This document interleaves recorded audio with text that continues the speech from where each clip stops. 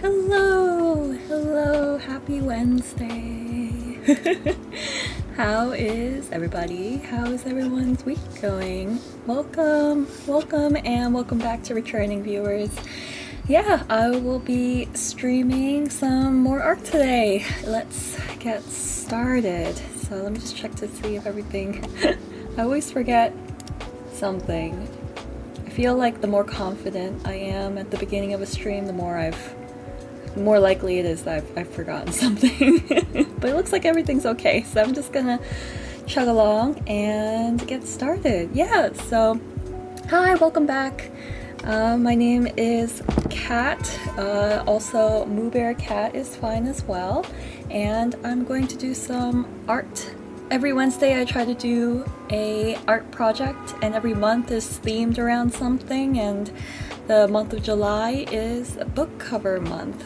So that's why I've got a cover of Frog and Toad here as a reference. I'm going to be drawing a little illustration of them that is similar to the cover. Yeah, so if anyone else is also, likes to do art, enjoys art, feel free to draw along.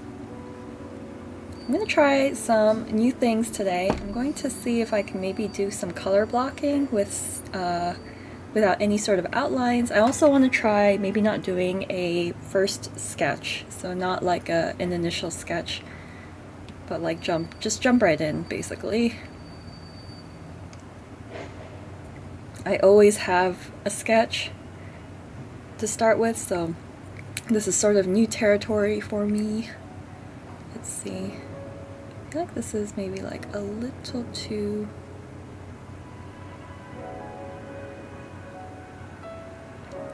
Alright. Just lower the opacity a little bit more. Okay, let's see. Will this show up? Oh. Like barely.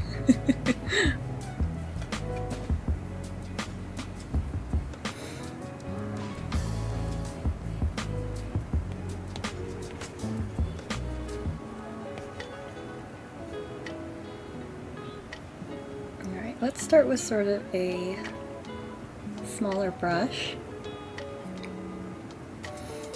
Okay, so Frog and Toad. I'm sure a lot of people grew up watching Frog and Toad, or sorry, not watching, reading, and I really like the color. This is sort of my color palette. Like really desaturated greens are my favorite color palette. So these guys have a design that I'm already very comfortable with, but I figure I'm gonna try a little bit more variety in the colors and see if maybe I can get a little bit more colors in there besides the green and the brown being so close to each other. So let's start with, sorry, I'm like waffling over what to do because I've told myself I'm gonna color block, and now let's start with like sort of a neutral brown to start with, and say I'm just gonna scribble. I'm just gonna scribble, but it's nothing but scribbles. Scribbles, and just gonna have some fun with it. Alright, we got some mushrooms. There's a big flower here. This is what drawings all are. Nothing but scribbles.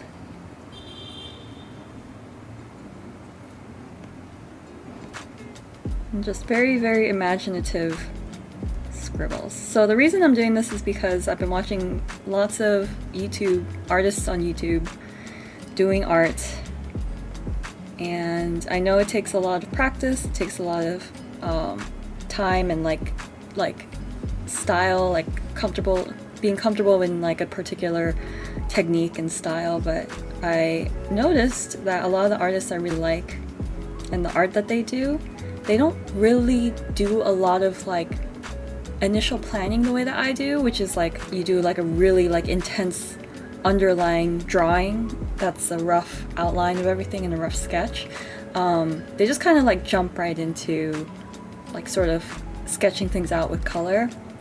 I realize that I'm someone who does like a lot of line work in their drawings though. Like this has line work. You can see that there's you can see that there's lines and line work done. It's very scritchy, scratchy, which is kind of my favorite sort of way of doing line art as well. So I've realized that I am very comfortable and very happy with including a lot of line art in my work. And it doesn't need to be, I realize that I don't like very like intense, really clean line work, if you know what I mean. Like every single detail has to be outlined. I feel like that's not my style, but I do like some line work in my art, whether it's like expressive or it emphasizes a certain point in the drawing. So I do want to incorporate that at the end though, so not in the beginning. The way that I sometimes do my line work is that I sometimes outline it first and then I color it in, but I'm going to try the opposite, which is I'm going to start just drawing in color first, and that will just give me a lot more freedom of expression, and then I will do a little bit of scratchy line work afterwards. Yeah, so this is like just, you know, I'm just doodling. This looks like nothing right now, but I swear I'll try to finalize it.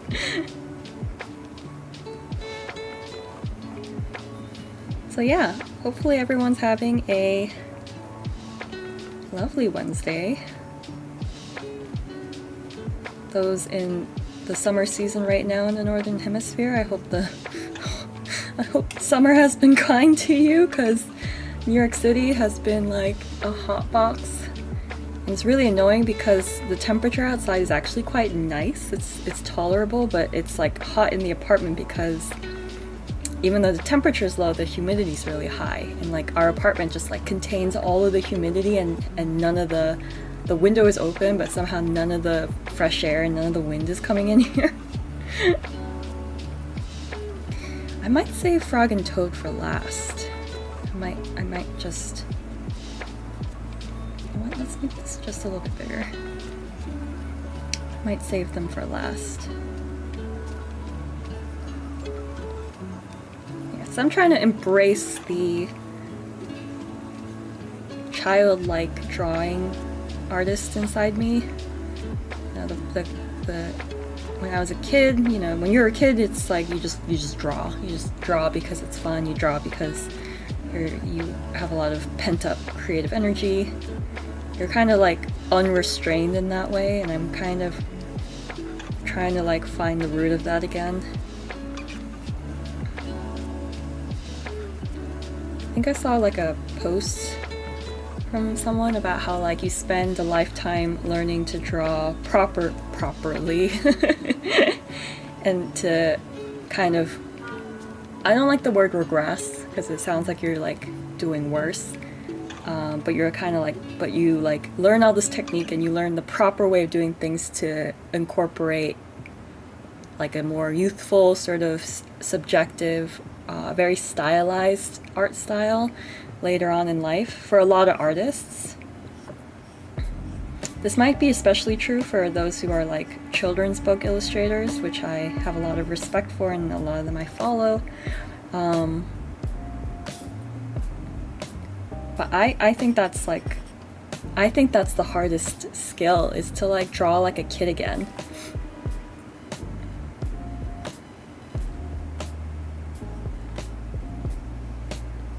This is gonna look like nothing in the beginning.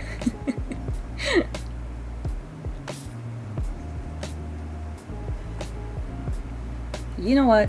A lot of drawings start out looking like nothing.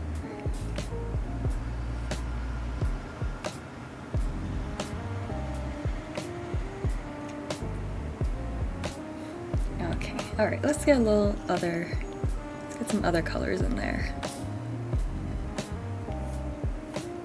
They're all very neutrally.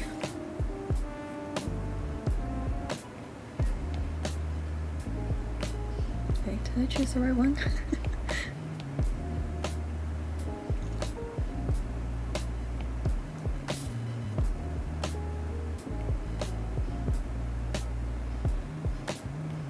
Just a tad brighter. Ooh, that's actually a lot darker than I thought.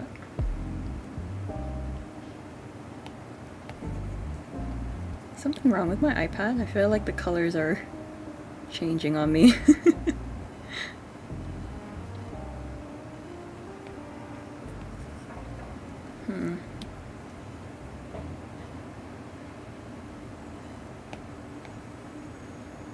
Okay, that's 2. This is me nitpicking. That's like very, very blue. I'm not really loving that too much.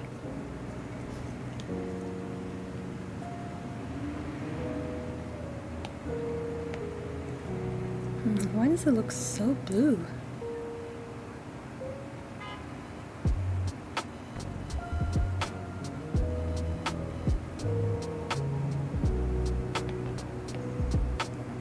Okay, that's kind of what I was looking for. I have no idea if this is going to show up on the screen very well. I mean, it does, but it's a little too pastel-y. Let's see.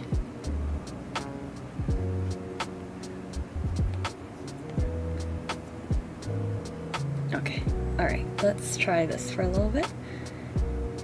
Yeah, so I hope everyone's Wednesday is going well.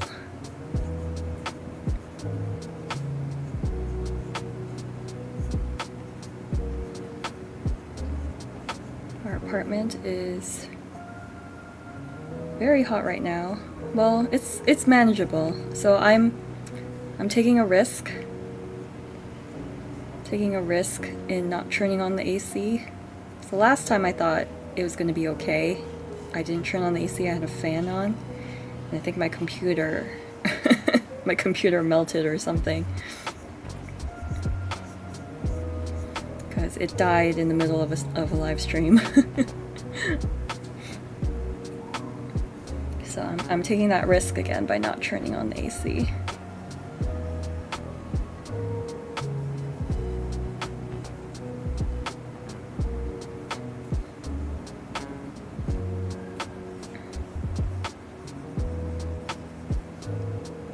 Yeah, but we're already like approaching the end of July. Because I was sort of like planning my live streams for the rest of the month, and I was like, oh, I've only got like 1 week left. It's this week, and then next week is the last week of live streaming in July, and then we're in August, which is pretty wild.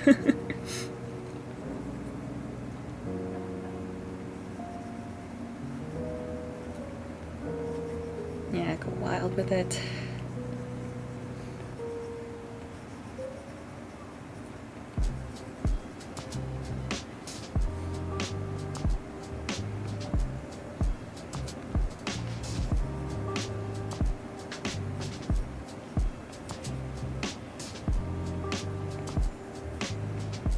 Yeah, I'm like already like thinking about Halloween and like autumnal things right now.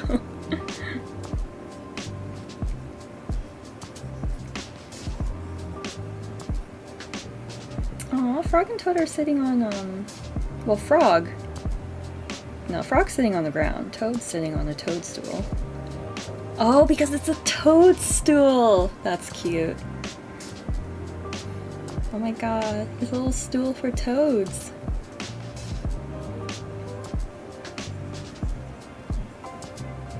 Ah, hey!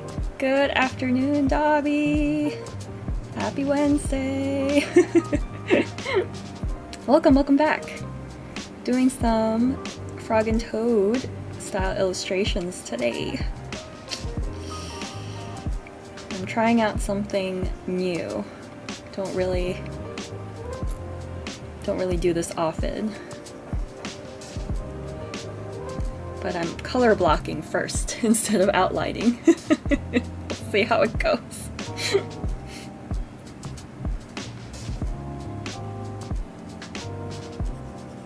How's your Wednesday? Hope everything is good.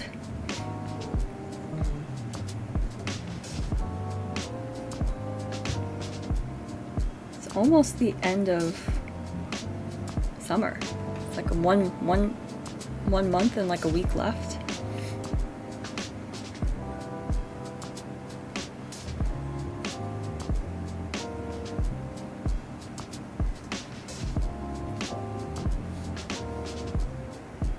Okay, we'll see if this project is successful or not. I think because last time Coraline's cover is very simplified, that it was fairly easy to like kind of speed along and get done. Whereas Frog and Toad's is more detailed. It's got a lot of detailing. So I'm not quite sure if I'll be able to finish this the way that I finished Coraline. Whoa. But that's why I want to spend less time like doing sort of the prep work stuff and doing more work that will result in a finished piece sooner. I also am still trying to like finish all of the art pieces that I've been doing on stream so I can put it on my social media so that you guys can see afterwards and it's not just like, oh, she just did a bunch of incomplete work on live stream. I was looking forward to today's stream. Aw, thank you. Yeah, I actually really like this cover a lot. I think Coraline's was fun because it was so like different. This is kind of more in my sort of like interest, I guess. I really like sort of really naturey.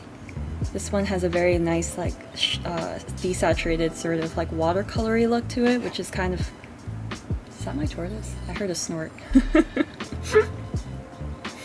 This one's kind of like more in my, not, I wouldn't say like wheelhouse, but more in the sort of style that I consume online. A lot of like naturey things. And also Frog and Toad are extremely adorable. And I think our frogs still like very much in. I still see a lot of frog art on my Instagram, and I wonder if that popularity will ever die down. I hope it doesn't. I think it's a really... I think frogs are a very cute character to obsess over.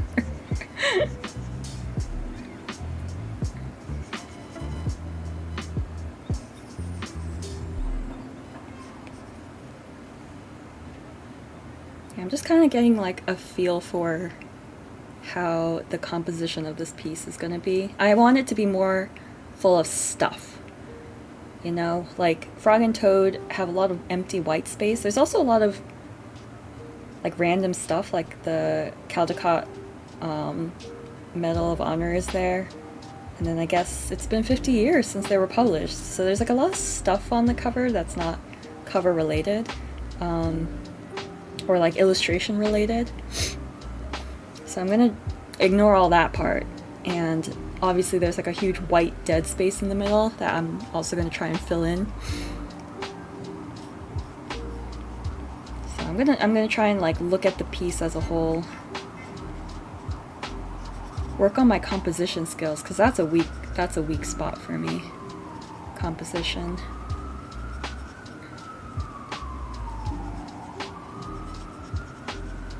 Like, there's parts of art technique that I really enjoyed learning about. Like, color theory for me is really fun.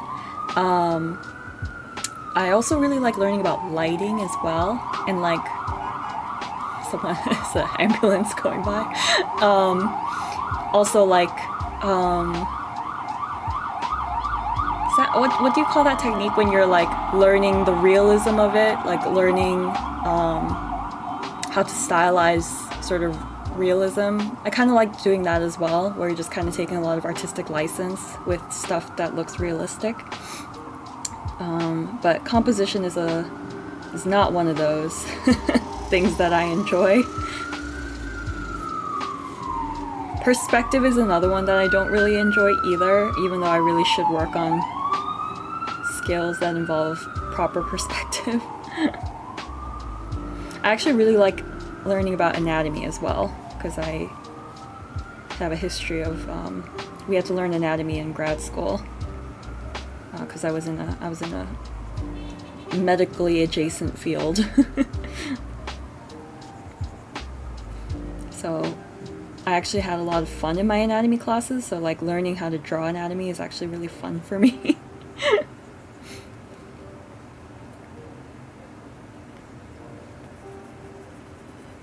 This pencil I'm using is Fun Crayon. I'm gonna plug Jessica Elena again. You can see her name on the brush here, but it's one of her brush packs on Etsy. This has so far been one of my favorite brushes from the pack. Fun Crayon. It has this very like wonderful sort of sketchiness to it, like you're drawing with a crayon slash like a very rough color pencil, which I really like.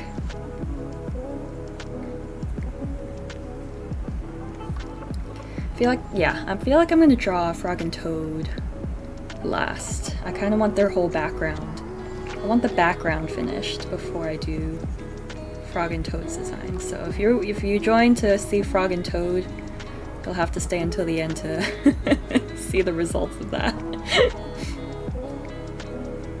Dobby, are you also drawing the book cover as well? Will you be doing your own artistic rendering of it? Yeah, for anyone watching who needs prompts or needs like help like thinking of something to draw, you can totally draw along with me. Wondering if I should keep using this green. I think I'm gonna move on to maybe like a darker green.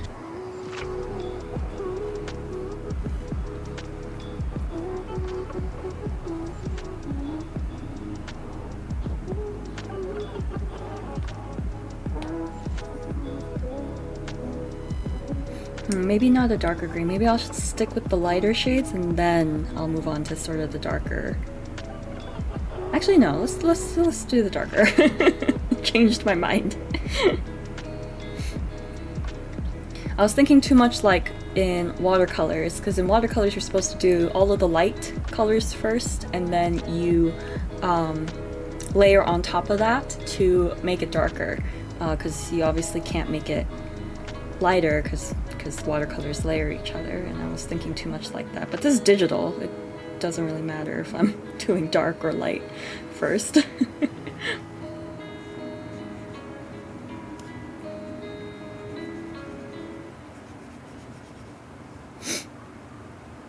Oh, Dobby's also going to try to draw the cover. Amazing! Go for it.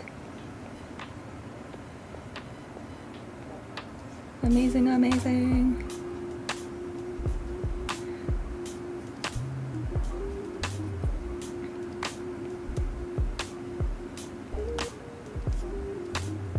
Yeah, I should take advantage of the fact that I live in the city and there's so many like green spaces nearby. There's a bunch of botanical gardens. There's obviously Central Park. There's also like a bunch of like random little garden areas scattered throughout the city. So like if I can maybe like spend the last bits of summer walking around and sketching those sorts of areas, that might be like a good way to send off summer.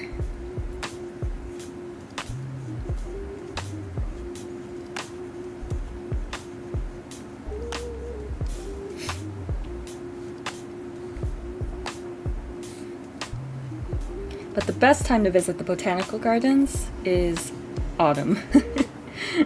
Because that's when all the trees and stuff are changing color. That's actually my favorite time to visit Central Park as well, because Central Park will be changing color.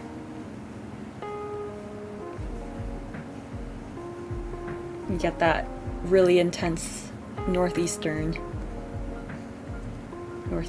color fireworks. But yeah, I was just saying, this is our second to last cover design. We've got one left for next week, and then we'll be in August. And as I revealed last stream, every month I'm obviously going to change up what I'll be doing on my streams, and I'm sort of combining August and September together, because I wanted to start making a haunted house like a physical haunted house.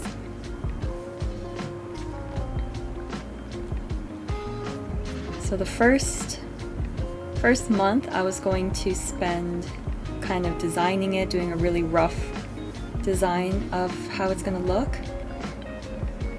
I don't want to spend too much time like planning it. I just want to like go into it as soon as I can. So I'll try and get that done pretty early, if in like one stream, if not two.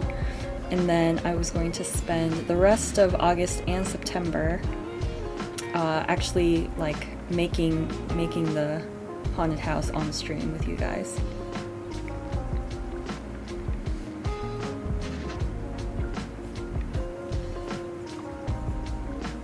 And that way, and the reason I'm doing it so early is because I want it to be done by October.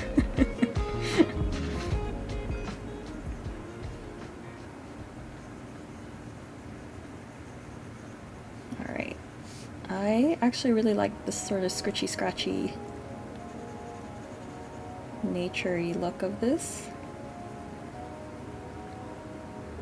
Also, has Wolverine and Deadpool come out yet? I feel like it has. For you Marvel people, Marvel fans out there.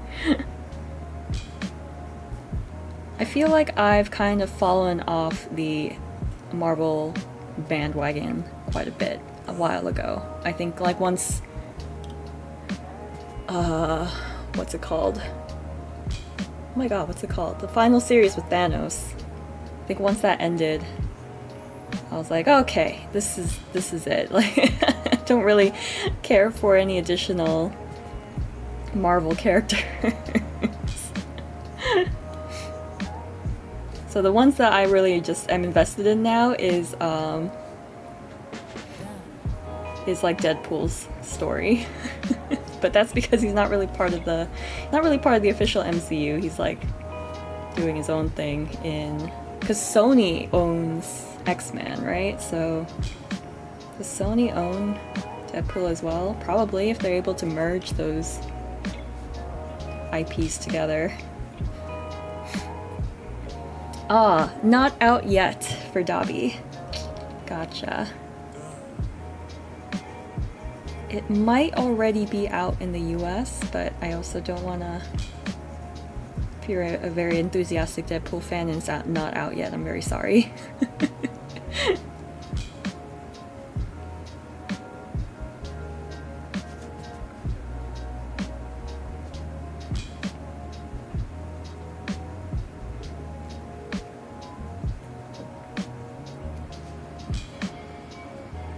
It's hard to find like a movie worth going to the theaters nowadays. I think that's for just like me and my partner personally. Like we just have to find an occasion to go to the theaters, sort of. It kind of has to like, the movie has to justify us watching it in theaters. So like the ones that we saw within the last year is obviously Barbie. We actually did not see Oppenheimer in theaters, or Oppenheimer, sorry, in theaters.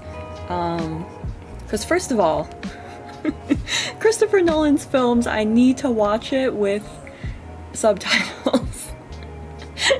I need closed captions for Christopher Nolan's films. Because I'm already like partially deaf, so whenever I saw his films in theaters, it was like mumble speak. Everyone was mumbling, and I could not understand a lot of what the characters were saying. And then the color, the sound system, the way it shifted from like really loud music to like really quiet talking, like my ears could not like accommodate the change. So I just like I just like refuse to watch Nolan's films in cinema anymore, because I need it to be streaming with closed captions. Oh, Dobby does want to go see it because they haven't seen a good movie in cinema for a long time. Yeah, no, definitely. Like, that's definitely the case for me too. So my partner went to go see Godzilla -1 in theaters. That came out a few months ago. It was the Japanese movie about Godzilla. like outside of the whole Hollywood Godzilla movie of like Godzilla versus Kong and everything. It was like its own standalone Godzilla movie from Japan. And oh my god, that was like so worth it to see it in theaters. One of the few movies I'm so glad I got to see like in a theater. If you haven't seen Godzilla Minus One, I think it's streamable now. I think it's on some streaming services, and I really, really, really recommend it.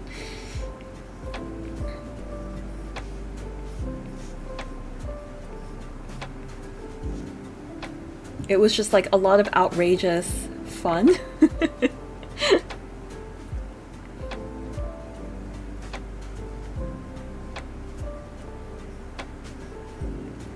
And they made Godzilla actually like scary. He wasn't like some big protector slash friend to humanity. It was like actually like a proper monster movie, I thought.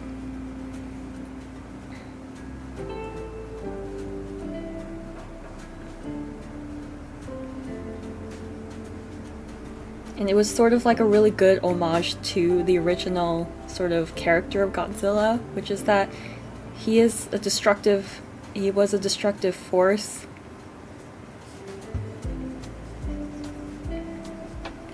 He was a very, very, like, so many people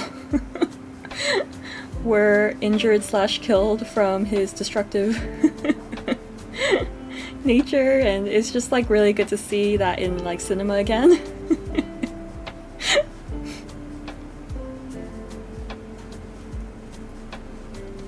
There's no like befriending Godzilla, there was no like trying to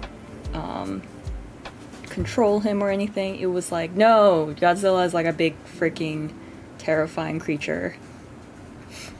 And I kind of like that sort of return to roots. So yeah, Godzilla Minus One. If you haven't seen it already, I recommend it so much. What other movies have been good lately? We watch a lot of like foreign stuff on Netflix and things. I'm trying to think what we saw recently that was like really good. Clearly it wasn't good if I can't remember anything. I feel like we've been watching a lot of like the Game of Thrones, House of the Dragon, but that's like a lot of people, I think. I also know a fair share of people who like haven't seen and slash refuse to see House of the Dragon and anything Game of Thrones related, which I can respect as well.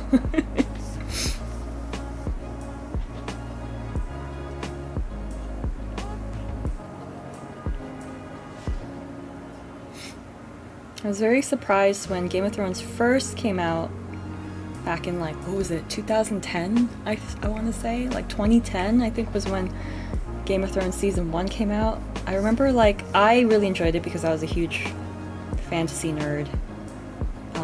And also the first season had Sean Bean, who I was in love with.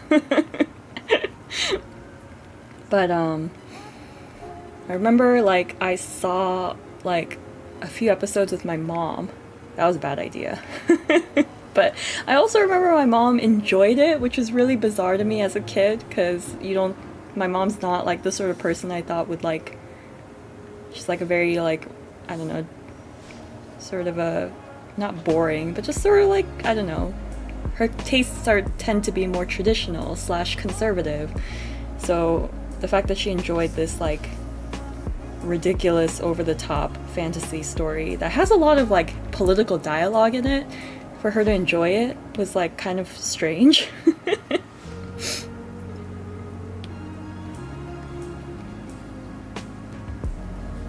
I think she's actually like very action oriented. She does enjoy films that are very actiony. And I think Game of Thrones, maybe like with all of its like sort of knightly battles and things, probably intrigued her. And also I think she also does like sort of like weird monster movies like I do. So like when like dragons started appearing, I think she found that really fun and interesting. but I would refuse to watch it with my mom ever again because there's just so many awkward scenes. It's too many awkward scenes to be watching with your parents.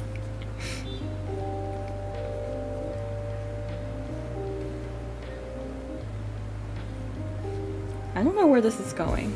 This is sort of like I'm just talking and like letting my arm sort of just move. Letting the fluidity of the piece come from just not thinking about it too hard.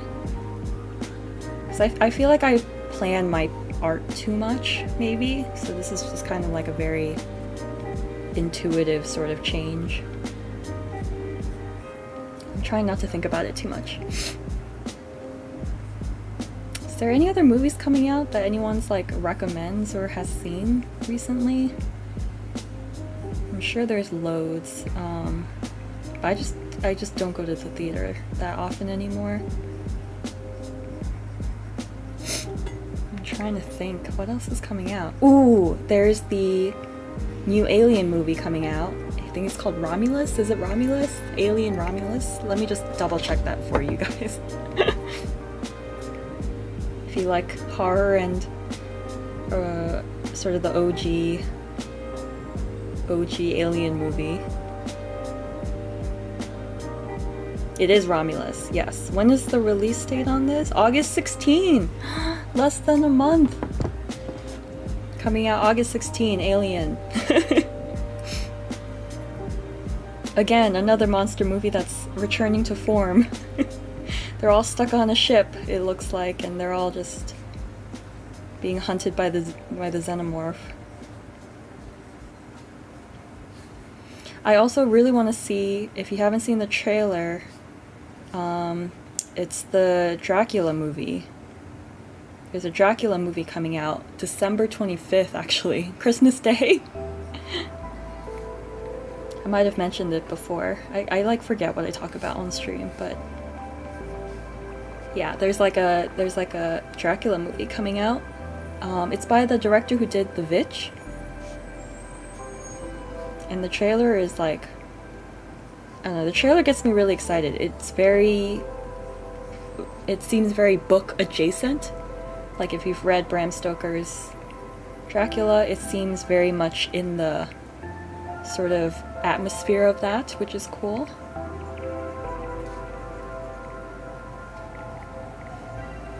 None of this like hot, sexy vampire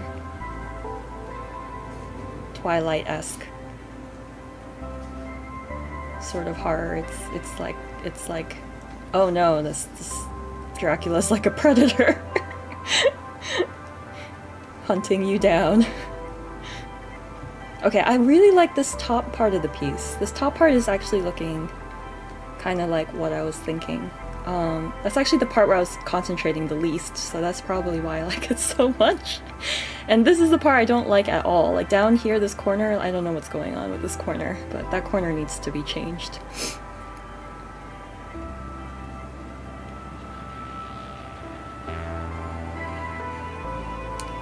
Yeah, I really want to see Deadpool and Wolverine.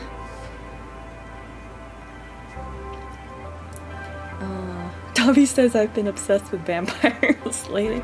I mean, who isn't? We all love vampires, admit it. We all have a thing for them.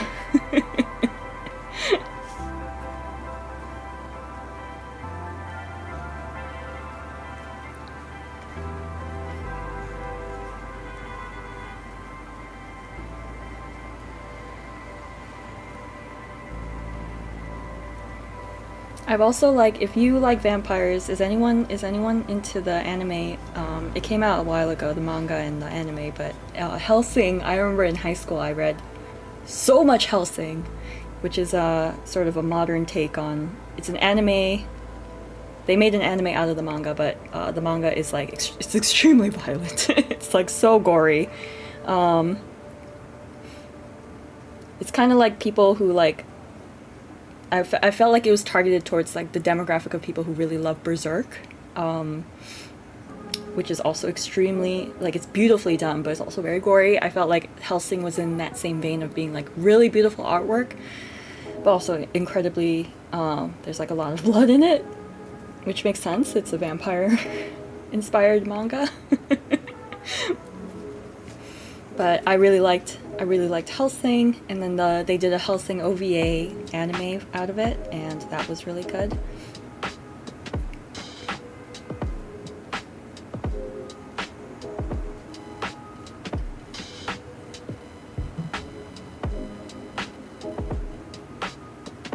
Yeah, Hellsing was cool. Hellsing inspired a lot of my artwork, which was very heavily inspired by anime.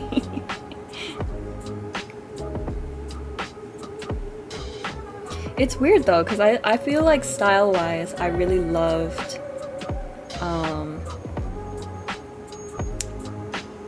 One Piece. I read a lot of One Piece growing up, but strangely, like, I was never influenced by the art style. It's like my most favorite, it's probably my favorite manga, or one of my few favorites. I also grew up with Sailor Moon and Cardcaptor, and those definitely, but all three of those are like very, very different art styles. But I feel like One Piece was a huge formative part of my manga upbringing, and yet I never like looked at the art style and thought like I want to draw like this. I felt like it was such a unique art style that I didn't even think to like try to emulate it or try to like, drawing One Piece characters is like really difficult for me. So I really love Oda's like art style, but you know, like when you really like something and you kind of want to learn how to do it, I never felt that compulsion with One Piece. I did feel that compulsion with Sailor Moon though. I drew so many characters that look like they belong in Sailor Moon. My god, Sailor Moon was my childhood.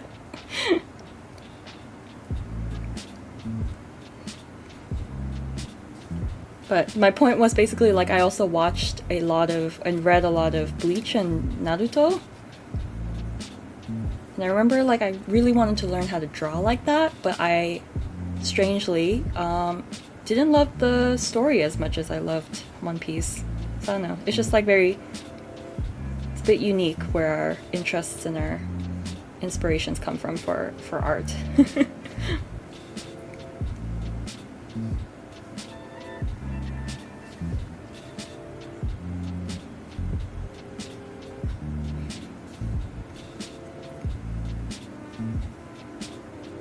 What kind of vampires are you into nowadays, Dobby? Are there like sort of like popular character vampires that... Or is it just like the nature of the monster?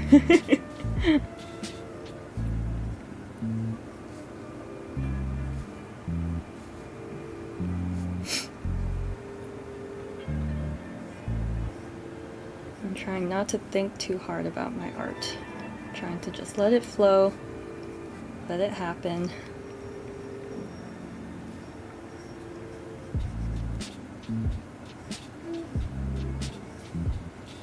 Ooh, don't like that line. I'm also trying to minimize me undoing stuff as much as possible, because I feel like I do this thing where I draw a lot and then I'm like, oh, but I hate this whole section, let's just undo all of it. It's like, no, let's try to keep my mistakes in, let's try to incorporate my mistakes as much as possible. And then I just end up like redoing a whole piece because like, oh, this whole section sucks and I don't like it. No, just let it flow, let it embrace the imperfections or the things that you don't particularly love, because that's my perfectionism talking, and it's been killing me lately.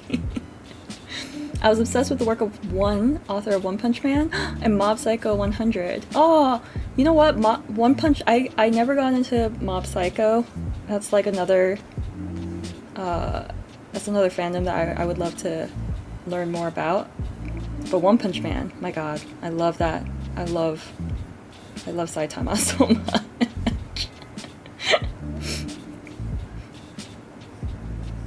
I really like how it really makes fun of the genre of like a really OP character, but someone that no one takes seriously.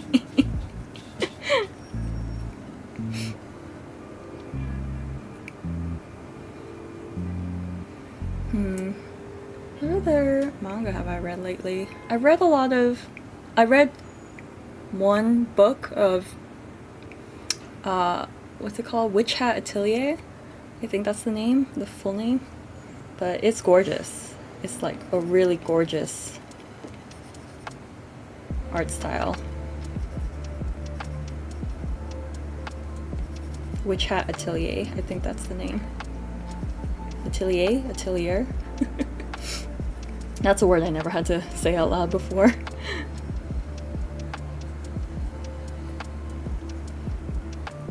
Do you like the style of One Punch Man where he's like kind of very simplified, or is it like when he's like drawn seriously when he's about to punch something? I find that's such a hilarious gimmick. To like draw him properly only when he's like actually like properly about to fight you. You know how it's like very humiliating when he like punches a character and he's just like not even drawn properly?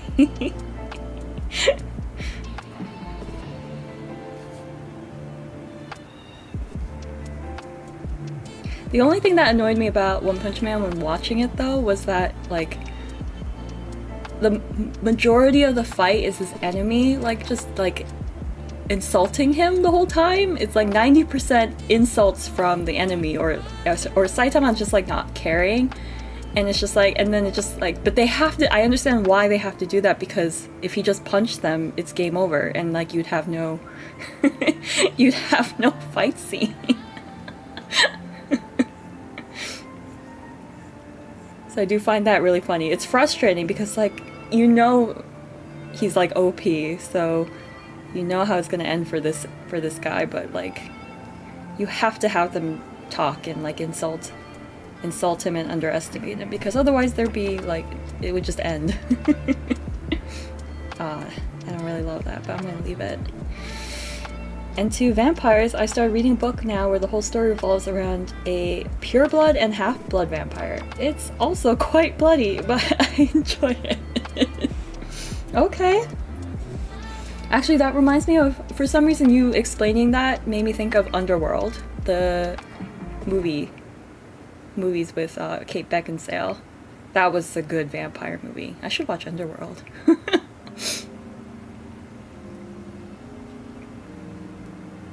Yeah, Underworld's cool. What was I just thinking of? Ooh, have you seen Vampire Hunter D as well? It's based on a book series, and the art is gorgeous. The whole movie is like a manga come to life. I love Vampire Hunter D.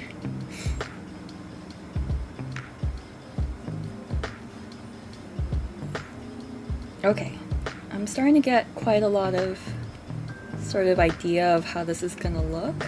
Let's see, let's play around with some more colors. How's this gonna look? Okay, that one's good in between. Let's try it. Know it, but haven't seen it. Oh, recommend it. Recommend it so much.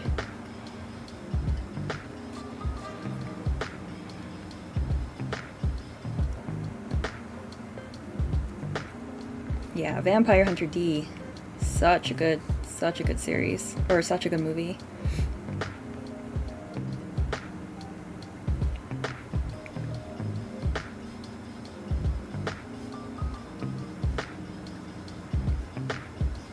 I actually have a lot of respect for like Robert Pattinson nowadays. I know that he was always a very prolific actor. He's like formally trained. Like I know the first time I ever saw him was in Harry Potter. He was very young. But I feel like the Twilight series like really like made me, because I never got into the Twilight series. So I feel like I kind of avoided anyone who was in Twilight. So it made me like think that maybe, oh, he's maybe a bit like kind of in the genre of someone who's like in this sort of like young adult teen drama slash like sexy monster sort of genre, I guess. It kind of made me write him off a little bit. But he's been actually in a lot of movies I've seen lately. I saw him in obviously Batman, the newest Batman, which I actually really loved it. I really loved that movie.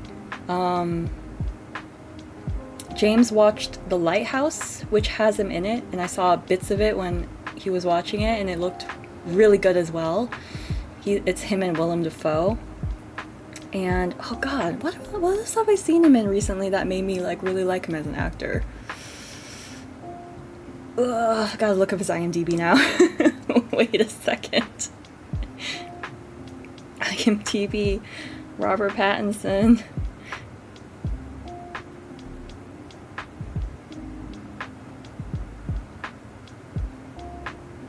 Tenet, yes, that was the movie I was thinking of. I really liked him in Tenet. Oh, Batman Part 2 is coming out in 2026.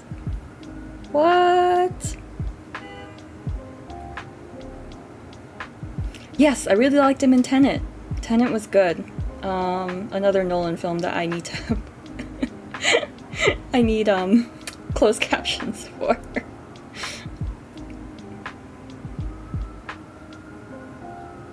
Oh, maybe I saw him in The King as well.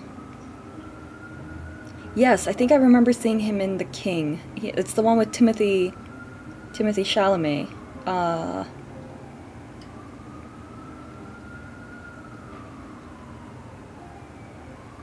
Yeah, he's just in a lot. He's just been in a lot of stuff that, I don't know, we've been circulating around lately, and that made me really enjoy him at his performances. Maybe it's just because I had really like jaded a jaded perspective of his acting, because he was in Twilight for so long.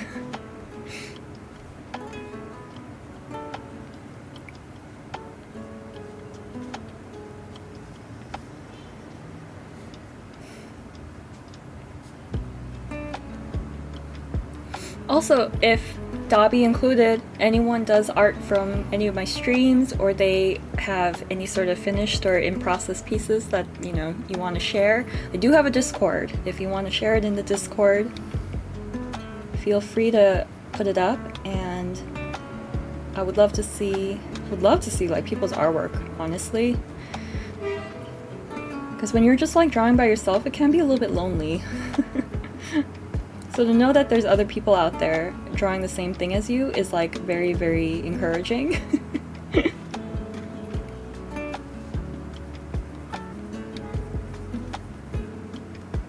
I would love to see other people's work. So yeah, if you're not afraid, or sorry, not afraid, but like willing to share your work. You don't have to if you don't want to, but if you'd like to share your work, I can take a look at it in Discord and appreciate it, and possibly show it during the next stream if you are down for it. Alright, this green looked really nice in the beginning, but now it's kind of blending in with this other green too much. I'll just use it to kind of shade things in for the moment.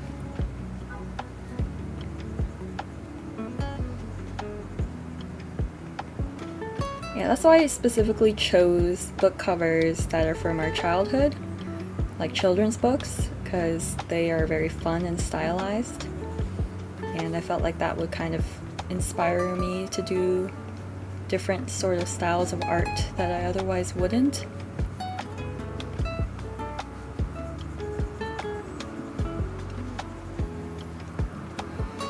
And lately, like, I was so obsessed with like finding my style. So like so much of my work for the last couple months have been like, oh, what is my style? I don't know what my style is. Like, I don't like this style of art I'm doing, or my art doesn't look the way I want it to. And it's like a very tiresome mentality to have about your work. So I've just been like watching a lot of videos of other people doing art, and just kind of like absorbing the parts about it that I really liked, and then kind of trying to take up some of the skills that I see online, that I kind of gravitate towards when I draw myself.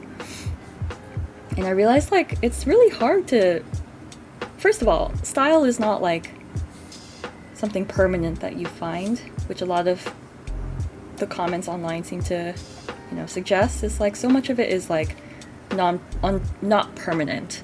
So your style will change as you change as a person. So just because you found your style doesn't mean that that's your style for like the rest of your life, which kind of helped me mentally understand like, okay, I shouldn't put so much like pressure on myself to find it. Oh, Dabi asks, who is your favorite artist? Oh god, there's like so many. Let's see. So I follow tons. Obviously, there's a lot of like formal artists, and then there's like artists my age who are like on social media and stuff. So like traditionally, obviously, I would like a lot of artists who do like botanical work. So Monet is up there, and like Monet and Van Gogh, like those two obviously. And that's like a lot of people though. A lot of people are inspired by their artwork, and I'm trying to think off the top of my head. There's so many that I have in like my list. I'm gonna list some crafts people who do like mixed media. So one of the artists I grew up really respecting is Marina Bishkova, and she's Canadian, and she's a doll maker, and her dolls are like so gorgeous, and she did a lot of characters that are from like folk tales and stuff and fairy tales. So I felt like I grew up really appreciating how to sew, how to make really small detailed work because of her influence. So yeah, if you look up Marina doll maker, you can probably find her. Her branding is called Enchanted Dolls. So I remember I like first really got into her in like beginning of high school is when I started like really following her. Another doll maker sculpture artist that I really love nowadays is Chris Sickles. He's on Instagram. And he's his company is called Red Nose Studio, and he does like he also does like sort of these like sculpture pieces, mixed media sculpture pieces, and I really love that style of art. It kind of looks like the artist who did a series of unfortunate events. Like it's very angular. It's like roughly colored. It's extremely like. But it's extremely like lighthearted for like a sort of serious looking art piece. I don't know. It's very gorgeously done. Chris Sickle is the name.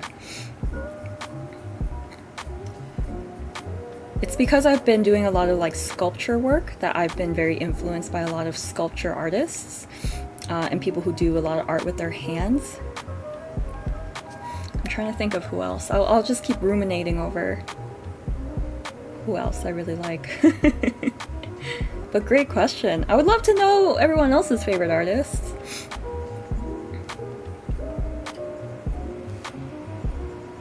I also really like Tim Burton's art style, just because I grew up with so much of the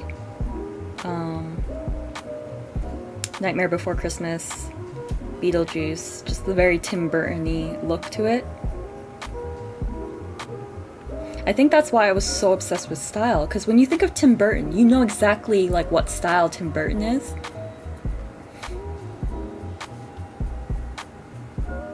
Oh, the new Beetlejuice movie is coming out too. What a wild time to be alive.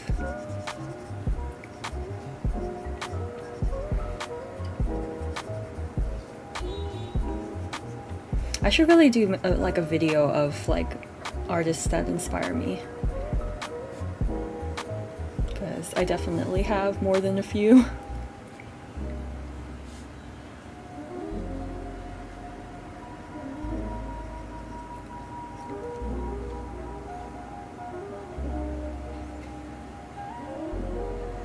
This is fun. This was a good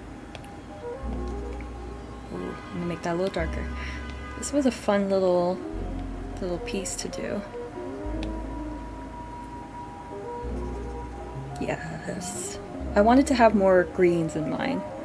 Sort of more variation. I think this fur in here is throwing me off, and that's why it's like kind of hard for me to figure out what to do here, so I might work on that a little bit this time with this new color.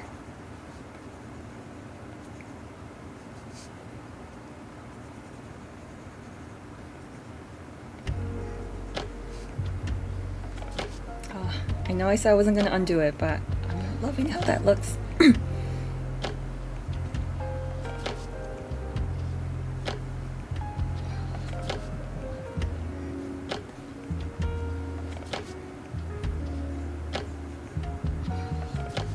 I think style-wise, I also really love the art style from Software video games as well. The people who do Dark Souls and the Elden Ring and like Ghost of Tsushima, that art sort of look to everything. Oh, I love it so much. I think I'm just very obsessed with like detailed, really detailed, over the top, intricate designs.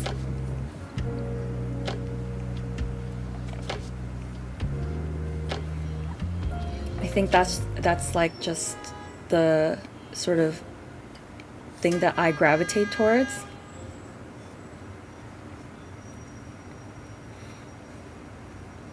Yeah, Dark Souls, yeah, definitely Dark Souls. I flippin' love how all of the characters and how the enemies feel and look.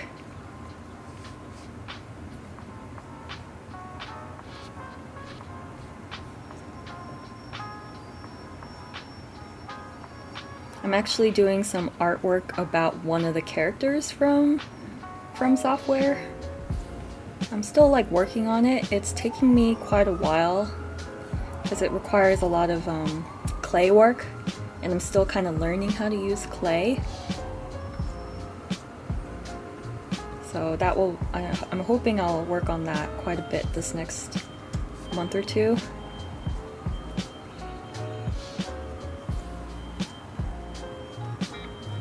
I'm gonna take a little, everyone take a little water break if you haven't.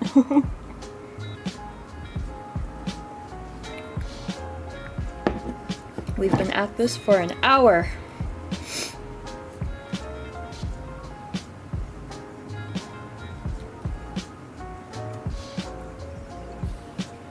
I think another artist I've recently really like love to see more art from is, a ton of people follow them, but Lee Ellison on Instagram is also really good.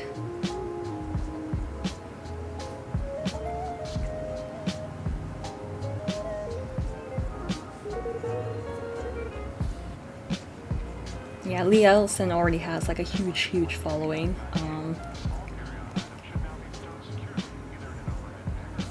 And I just really love how they do their art.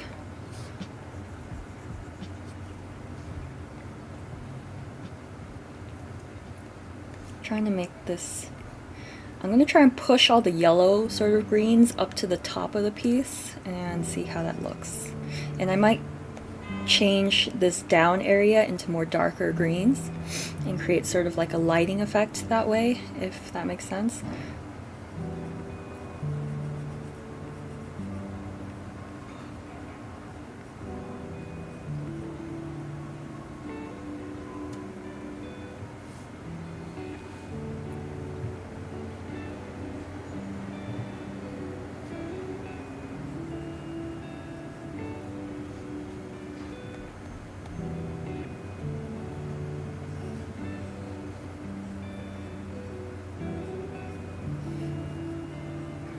What else have we watched? We finished True Detective, the new season, Night Country, quite a while ago.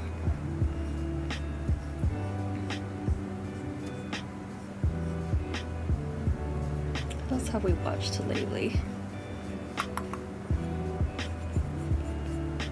I should really make more time to read. That's the conundrum.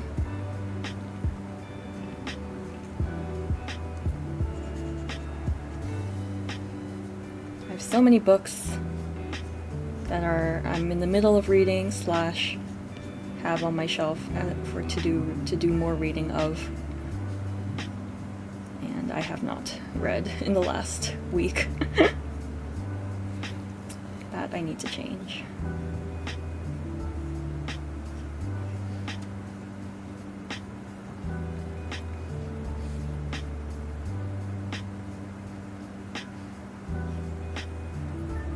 I was trying to think, now that I've thought of that From Software influence, I'm trying to think of like other video games that have influenced my art style.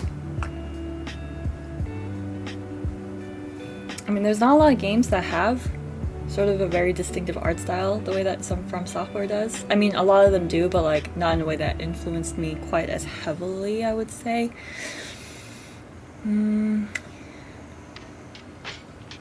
I would say maybe like I grew up with a lot of Spyro, the dragon game, when I was really young.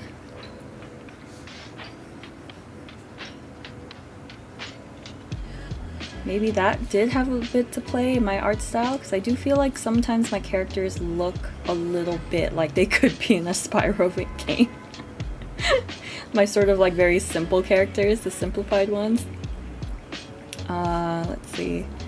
I play a lot of Stardew as well. But I wouldn't say Stardew. Stardew is like a pixel game, so it's like, or the characters and environments are very pixelated, so I would not think that it had a huge influence on my art style, even though I have so much, like I love seeing pixel art and I have so much respect for pixel artists, because I don't think I could ever learn. Oh, hello! Cat person is here! Welcome! Welcome back to the live stream. We're doing some more art today. We're doing some more Frog and Toad. We're doing Frog and Toad today. So there's a lot of green on the screen. It's a little bit less depressing than last stream. Hello, welcome back. Feel free to join in on this one too. Dobby's joining in this time, which is amazing.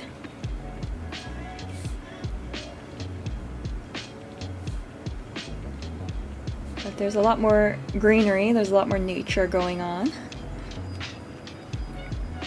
Yeah, I actually really like that green being more like in the background, not so much in the foreground. Yeah, I think I'm gonna try to see if I can maybe make that more like backgroundy. Backgroundy? That's a word now. I'm trying to think, what other video games? There was one that I played last year.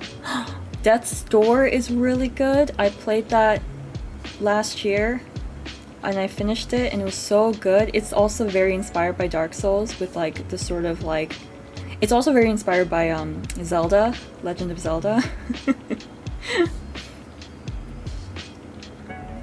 But I was working on re-releasing those streams. They were done quite a while ago, but I took them offline for just a moment to do some editing with them.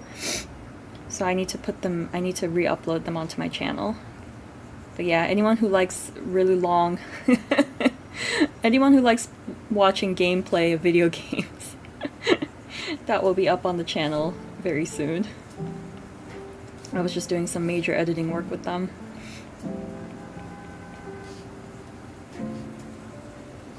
Yeah, Death's Door, that was a good game. And the art style is so cool and unique. Let's see. Yeah, Stardew Valley, I would say I love the game. It has no particular effect on my style though. And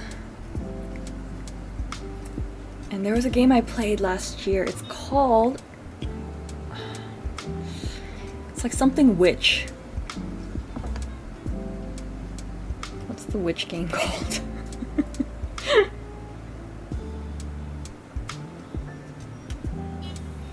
I have it saved here, give me one sec.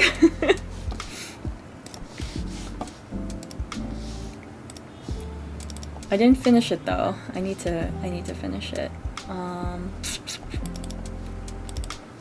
What did I have it in? Witchwood, that's the name. It's Witchwood with a W instead of an I though.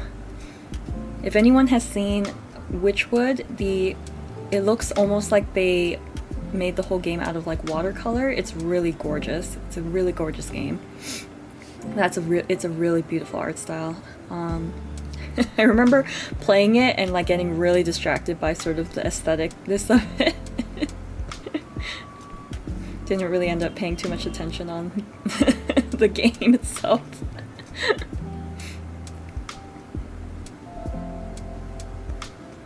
Alright, I'm taking some creative liberties with this book cover. It's looking very different from the original. I swear I'm gonna include the frogs soon. I just want to really just want to work on this background all the way through.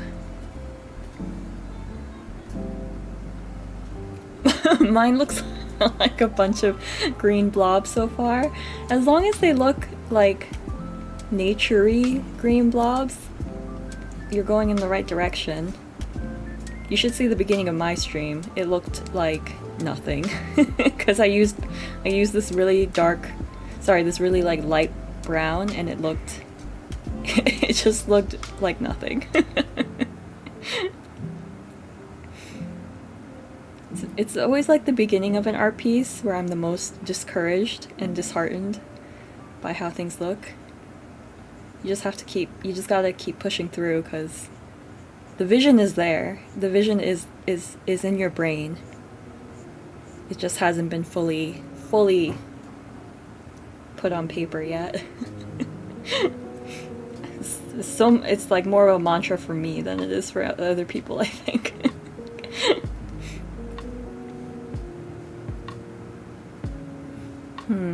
Okay. I feel like cohesiveness-wise, ooh, can you zoom out of the reference so I can screenshot? Absolutely. There you go. Amazing. I'll leave it like that for a while, because I feel like I'm losing the vision a little bit, so I need to look at the whole piece.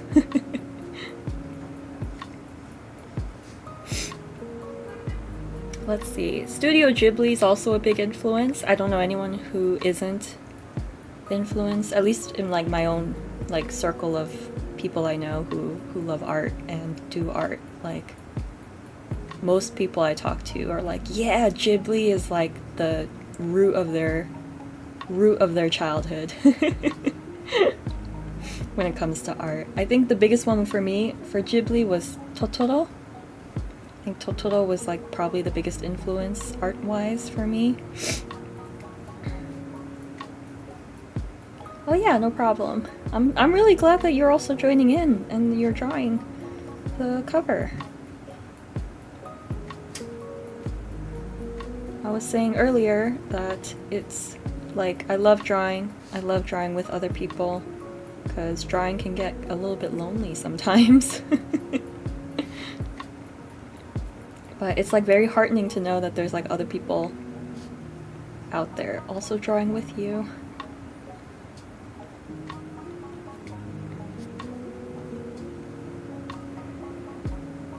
We should incorporate more drawing and nap time in our schooling. I don't understand why that only happens in kindergarten / preschool. Could you imagine? Oh my god. If my grad program had like built-in nap time in addition to all of my studying, oh my god, that would have been... I think I would have enjoyed grad school way more. I think I would have loved classes more. The teacher was like, our class is an hour longer today, but that's because we've scheduled in a nap break for you guys.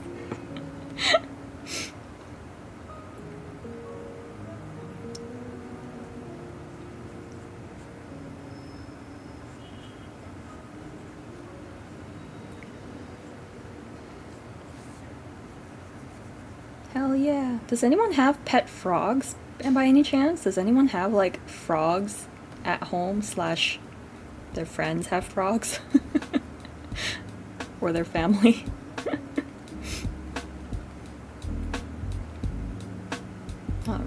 All right. I'm actually so glad this experiment was such a success, because I'm used to just like drawing everything like, oh, here's the leaf in black pencil and then I color it in. No, start out with color blocking. Cat person wants a frog but can't get one. Oh no.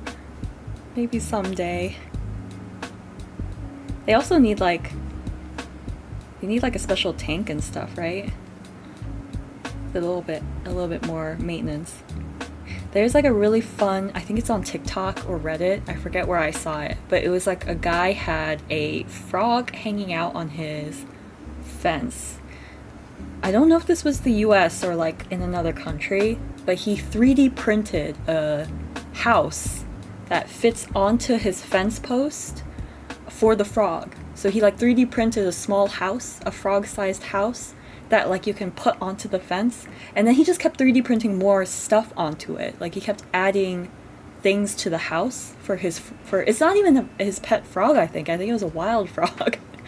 And he like made a little like house, then he attached a little like room next to it, then he made a little jacuzzi with water in it. It was crazy. He was like turning it into this whole thing. And the frog, I think, brought like other frogs, I want to say. It might have been mostly that one frog hanging out there, but I think it brought like another frog friend to hang out at this house.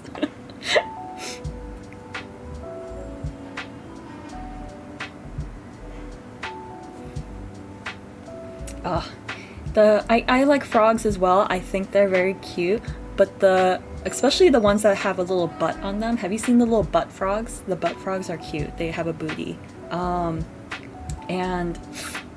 But the one frog that I'm actually really grossed out by it's called the Pac-Man frog. My partner was showing me videos of it, of like, basically it was like a video of the frog eating basically everything. It just swallows things whole and like digest them, and it was just so like scary. It was just really like creepy, I thought. It was, and they also look kind of scary as well. So if anyone's read or watched Naruto, his like one of the mentors for Naruto, he's like a frog ninja, right? Or like a toad ninja. And when you're young, like you think, oh, that's kind of like, that's a random animal to have as your like main one. But no, frogs are scary. Frogs are scary. And if they're that big and they swallow you whole, there's like no way to escape. It's like you're just stuck. Oh, Dobby doesn't have a frog either. It's alright, everyone. We're all frogless here. I want to make a frog house too, but I haven't seen a frog in a while. Someday the frogs in your neighborhood will get a house from you. Yeah, we have a tortoise and we love him to bits. We're trying to figure out the best way to let him free roam in our apartment. Because even though we would love for him to get the exercise, we're also worried that, one, he'll end up somewhere that we can't reach him, or two, that he will like leave a mess everywhere. Because he tends to, our tortoise tends to poop when he's scared. Like many animals.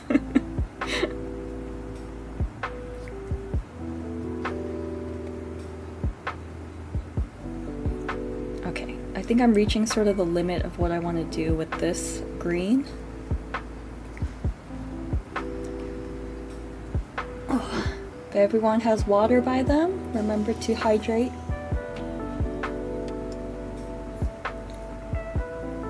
Yeah, our tortoise's name is Herbert. But we call him Herburger sometimes because he looks like a hamburger. I feel like a very proud mom when I talk about my tortoise. Jiraiya! Thank you! That was the name! Also, Naruto had his little frog wallet. Oh my gosh, you've like triggered a memory for me. I forgot he had a little frog wallet. Yes, Jiraiya was the name. I used to think Jiraiya was so weird. I was like, Drya, you're like such a capable and scary ninja. Why would you have frogs as the creature that you've bonded with? And it's like, no, like frogs are scary. Do not underestimate them. Alright, that looks kind of, I don't know. I'll leave it there. I don't hate it, but I also don't really love how it looks, but we'll see.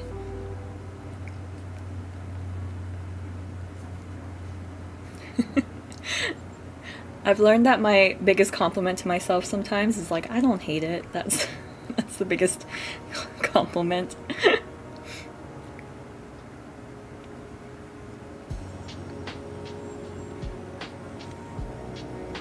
Yeah, so I was actually like planning, so since we're approaching the end of July, I was planning out sort of what to do for the rest of the year, kind of, because I like to plan ahead, and plan events, plan things.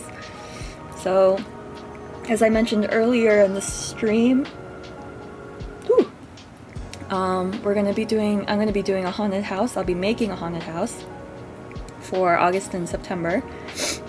And then maybe we'll do like fun, artsy, Halloween themed stuff in October. I was having a little bit of trouble thinking about what to do for November. I kind of was thinking like, November is kind of like when I want to chill. It's like when Thanksgiving is in the US. I'm kind of like hanging out with friends and family. And usually I'm kind of like in a very chill sort of mood in November, so I'm wondering if like maybe we should do like fun games, like art-based games in November all together as a group. If and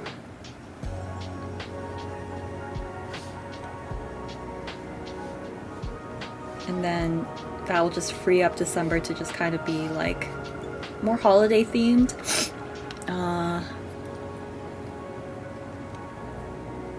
Yeah, I was thinking of like what to do for the rest of the year, because the rest of the year is it approacheth. It's approaching.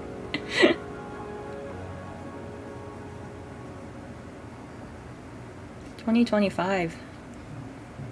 It is coming up around the corner.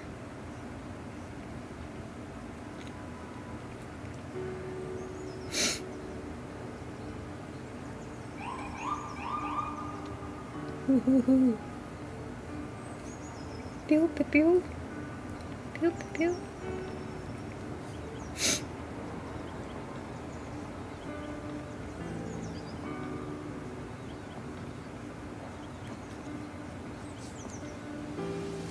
Yeah, so like fun like games, things that people would love to join in on would be really fun.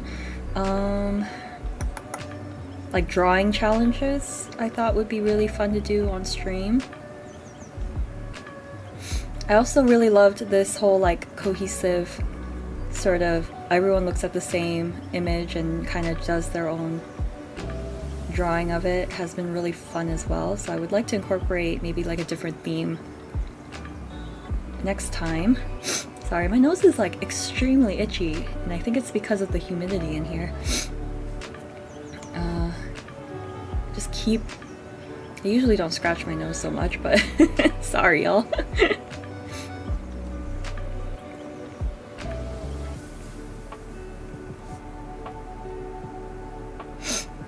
Dobby asked, do you like horror movies? If so, which one do I like? Oh, so I'm actually like a very like, I'm a huge scaredy cat, so I'm actually like very, I would say I'm horror movie interested, but not a huge like consumer of it. Wow, that truck driver is angry. Let me think. I really like Cabin in the Woods. I feel like that's like sort of the years ago that used to be like the max kind of horror I could watch. Cabin in the Woods, but that's because it's like a satire of, it was a satirical horror movie, the way that Scream is. I actually never saw Scream. I actually really don't like slasher films, so I never saw Texas Chainsaw Massacre, Friday the 13th. I actually never saw any of those. I would love to see those. I'm just so bad with like gory like movies. I really hate gory movies. I Also, I'm really bad with like if anyone here has ever watched any Asian cinema of horror, I can't. No, if once I find out it's like Japanese or Korean, I'm just like, nope, I'm not gonna watch it. I'm not watching that. Watching that horror movie, and it's because my cousins used to scare me when I would visit them in Korea. they would like they would like tell us, because Korean people love sharing horror movies and horror stories in the summertime. Summer was a big season for horror in Korea. It's because like you get a chill down your back and it keeps you like nice and cool in the summertime when it's hot. I guess. So like they used to, when we visit and I was really young, they would tell us these like horror stories. I remember getting so freaked out by some of them that like I think that trauma has continued on to when I became an adult. I did watch Alien and The Predator. I don't think those count as horror though. Those are like sort of actiony too, right? I think the original Alien is more horror adjacent. It's like just like a kind of a very fun monster movie, right? I'm trying to think like what's a good horror movie. I know Hereditary is up. I saw Midsummer, and I remember thinking like this is kind of weird. Like in a way, it was very disturbing. I think I liked it because the story was very disturbing. But I think that was like the level of horror I could tolerate. I love horror classics, but some people think they're boring. so like classic Frankenstein, Dracula sort of style movies. Like black and white level, or is it like just like classic horror monster movies? Because there's just so much variety out there for horror. There's a lot of horror out there. I feel like I would love to watch more like scary stuff, but I'm not good at it.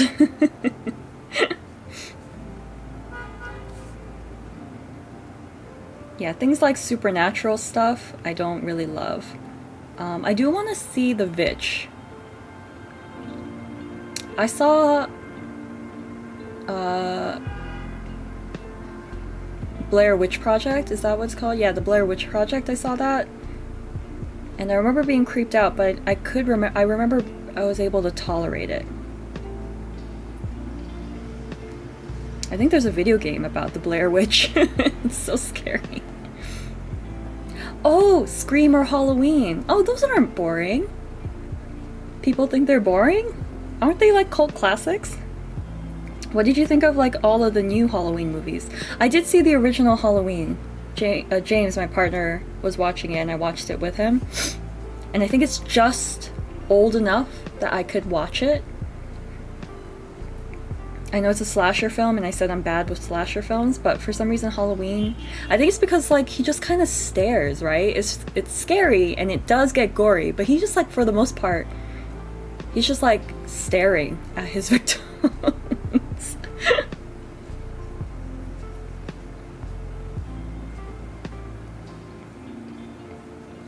I want to see Nightmare on Elm Street.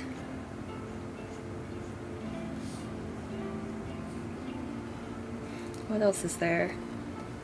Yeah, I should watch Scream. I feel like Scream is a classic. I feel like movies like I Know What You Did Last Summer is not really it's not very, sorry, not Halloween. I Know What You Did Last Summer is more thriller than it is horror, right? I really dislike gore porn. Anything that's like the movie's scary because there's so much gore, I just cannot handle that genre of... I can't handle that genre. It's not my genre.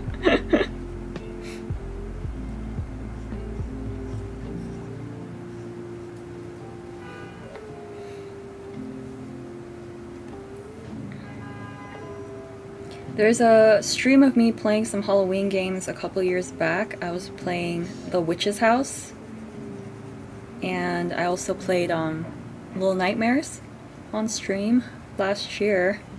So if you want to see me react to some really like borderline scary video games, I do have a couple of those live streams available. The Witch's House was fun. The Witch's House was like a really fun, puzzly video game. It did make me scream a couple times. Little Nightmares was also really good. I really love Little Nightmares, but I think at some points, like, I got so angry during the game. And I got angry because the controls weren't doing what I wanted them to do. So I'm like trying to survive, and it's like extremely difficult to win the game and get out of a situation because my controls weren't listening to me, and I remember that made me like so infuriated sometimes.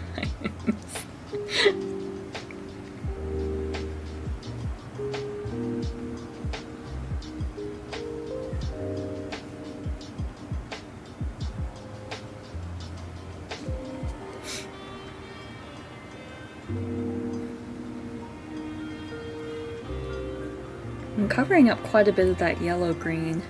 I guess I didn't love that color as much as I thought I did. The only thing I don't like about Halloween is how people make it like preppy, cozy, hot chocolate. That's Christmas's job. Halloween's supposed to be scary. Oh really? Is that the vibe you get for Halloween? I guess it's very like autumnal and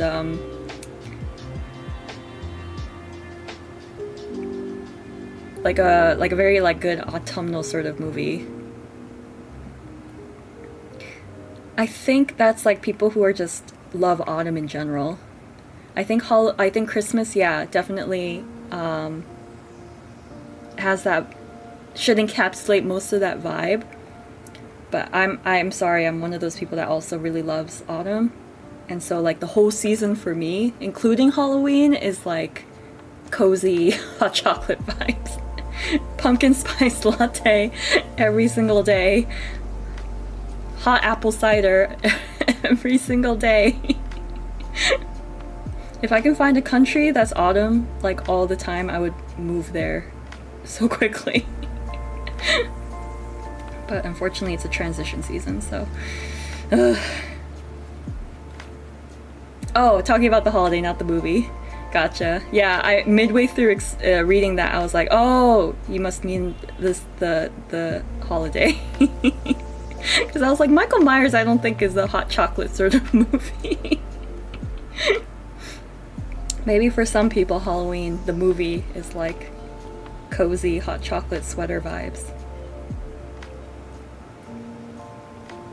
No, I'm definitely more of like a Halloween lover than I am a Christmas lover, I would say. Not that because I dislike Christmas, I actually really like that time of year. I just don't like spending so much money.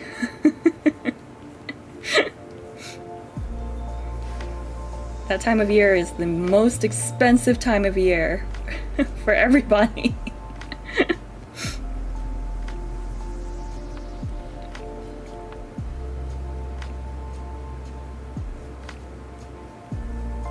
I like the vibes of the holiday season. I feel like a bear about to go into hibernation, if you know what I mean.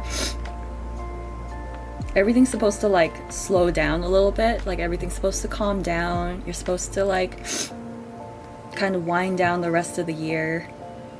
You know, that whole time of year is also when you spend the most time with like family and friends. So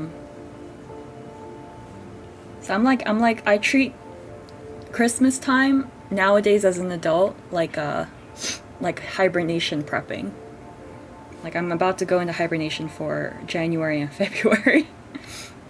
So like when everyone's like bright lights, spending money, all these ads for like buying all these things, and like everyone's running to the store, and New York City is a destination city for a lot of people during the holiday season. You cannot walk anywhere in the city.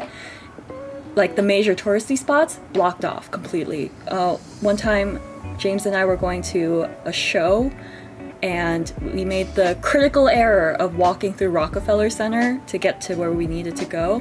And it took us, like, the amount of time it took us to get to Rockefeller was quite long, and it took about that same amount of time to get through Rockefeller, which is like, I don't know, 2 avenues, which is like much shorter distance, just because everyone was like, so many tourists were packed, taking photos and jamming up the street, and it was just like, it was our fault because we should have known better. We shouldn't have gone down that way. But thankfully we did not miss the show. But that's what I mean, like, there's so much energy in the city during that time of year when I'm like personally feeling the sleepiest.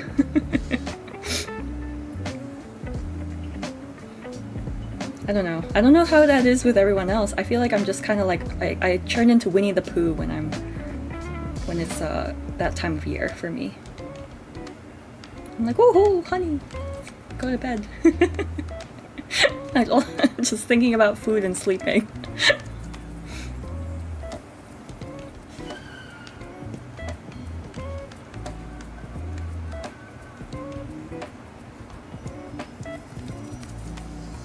There's like that, I see your point about Halloween though, because there's like 2 parts to that. Is like the people who really want it to be scary, like genuinely, and then there's like the part of people that likes cozy spookiness.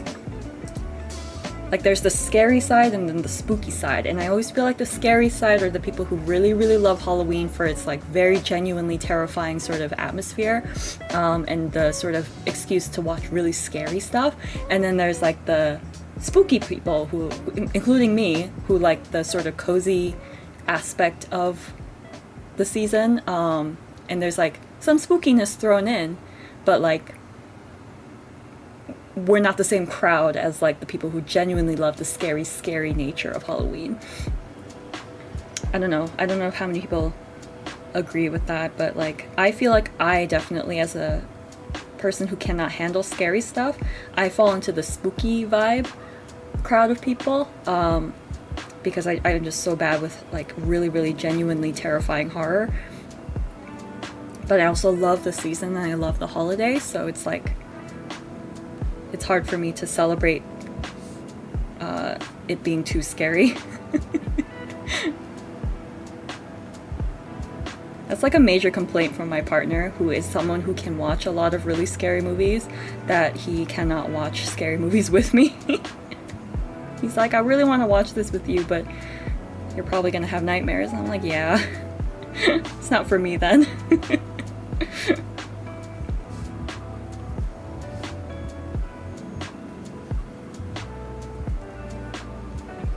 How's everyone's art pieces coming along? I feel like this is just becoming a huge botanical piece for me, which I'm not hating. I'm also doing this all on one layer, which I usually never do. Sometimes I'll do like different layers for like the foreground, the background. But yeah, maybe I'll stick in another layer soon. I might do Frog and Toad on another layer.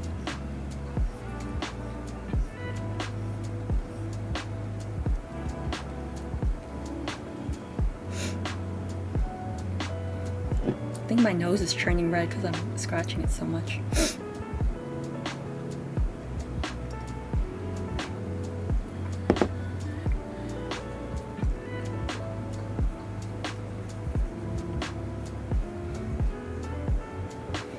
I feel like that's my favorite time of year too, autumn. I don't really get the same sort of enjoyment from like summer. Maybe I'm just a huge transition person because I also really like spring. I think I'm just someone who just really likes it when there's change in the air. But I like autumn better because it's very cozy. But also in the spring I get really bad hay fever. My allergies obliterate me in the spring, so that's the one thing I don't like about spring. But otherwise I love spring because that's when all the plants are coming out, that's when farmers market is back in business.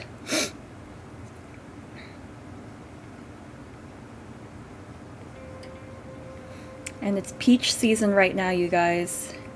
I went to Trader Joe's and got a big bag of peaches, and I'm very slowly obliterating them. Get peaches. Put peaches in everything now while you can. So good.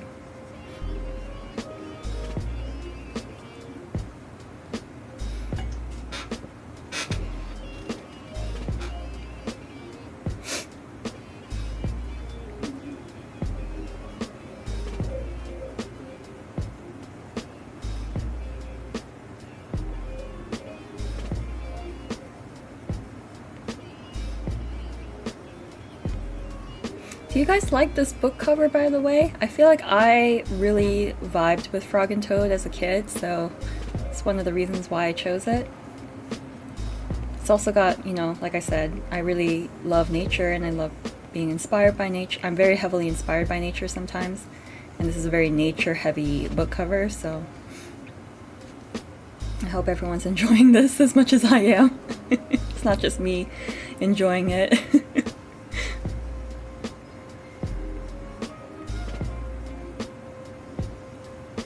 Very excited to draw Frog and Toad soon. It's all been about the background lately.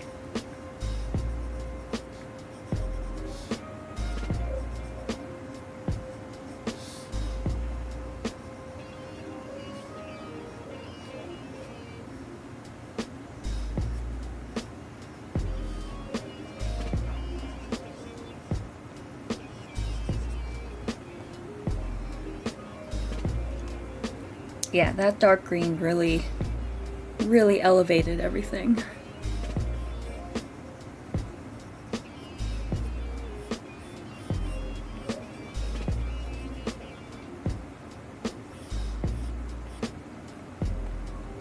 I'm slow at drawing and now I'm doing the line art. Amazing!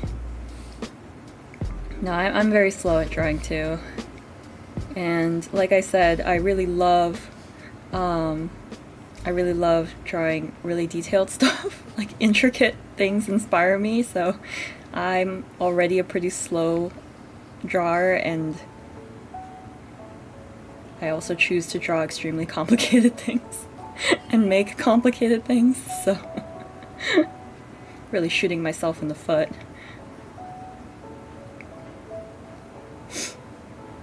I can't draw frogs, but at the same time I want to help. You can do it, you can draw the frogs. There's so many cute frog art on the internet right now. Aw, Davi, I like yours. I look forward to the result. Amazing. Yeah, I'm looking forward. If you're willing to share, obviously I'm happy to share it on stream. If you are not comfortable with that, that's totally fine as well.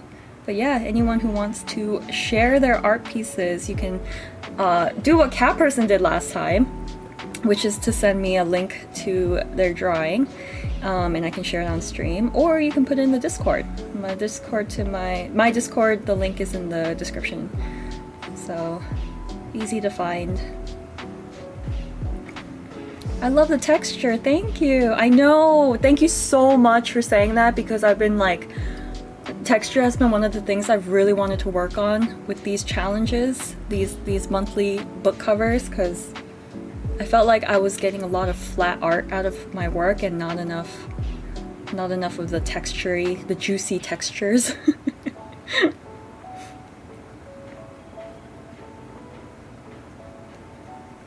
Yeah, I'm gonna work on the texture just a little bit more with these little petals.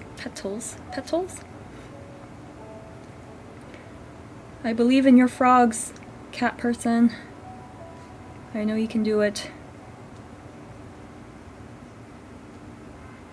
And I'm pretty sure, like, any drawing you make of Frog and Toad, they're such chill characters, they won't care.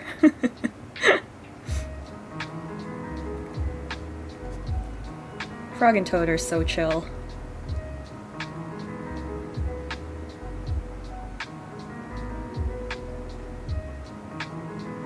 I'm just so happy that people were willing to draw this extremely difficult cover with me.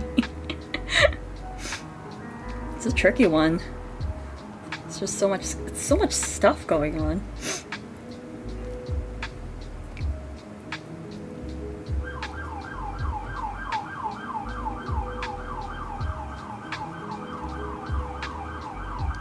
Okay, let's move on to maybe a slightly different green.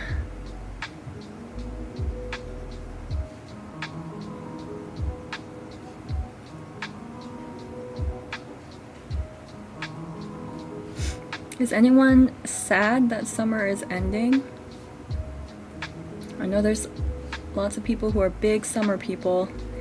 I'm afraid I'm not one of you, but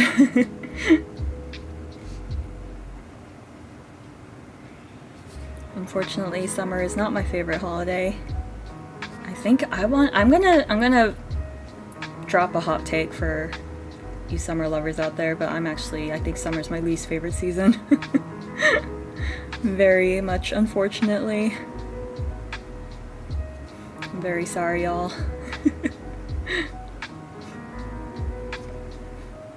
Excited for fall. Yes.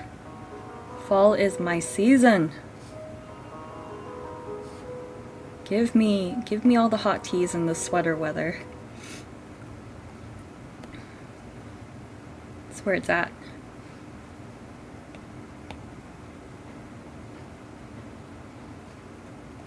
No, I don't like that green.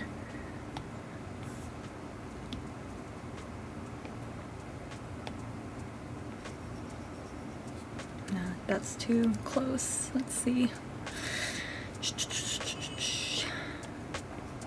Okay, that's better. Juicy, juicy textures. Give me all the textures.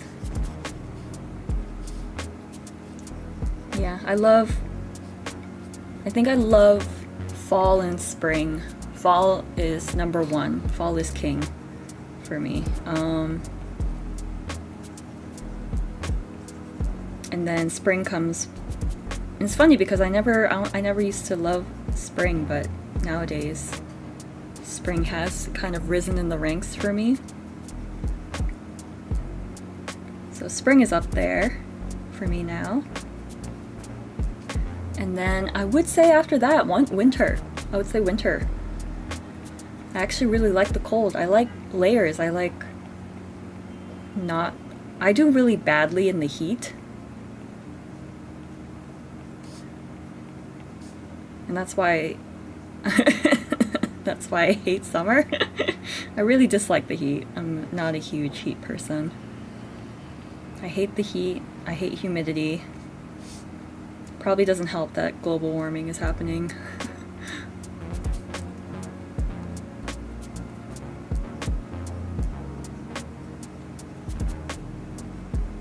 I'm not really quite sure what I'm doing with this right now, but I'm just gonna roll with it for now. Some parts are outlined and some parts are not, and I think that difference is making it look a little weird to me.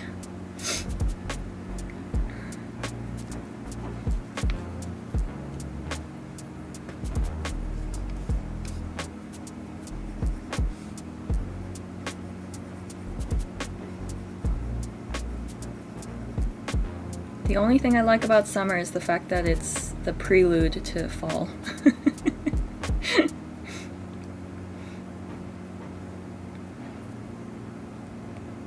It means fall's about to be next, so it's the only reason why I like summer.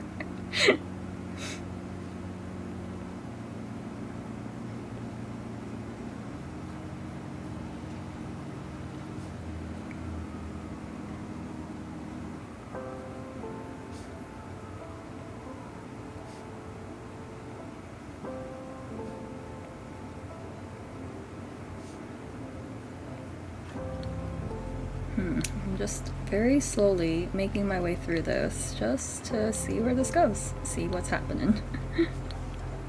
See what's happening with this art that I'm trying to do. Yeah, fall is coming. We need to celebrate it. Does everyone have like a favorite like fall drink? I know pumpkin spice latte is the big one here, but I actually really like apple cider, and I really like hot tea.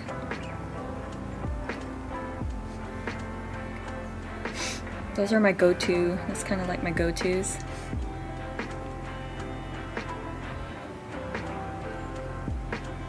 I think pumpkin spice latte, I will have like maybe like one the entire season. It's just so, it's just pushed so hard. No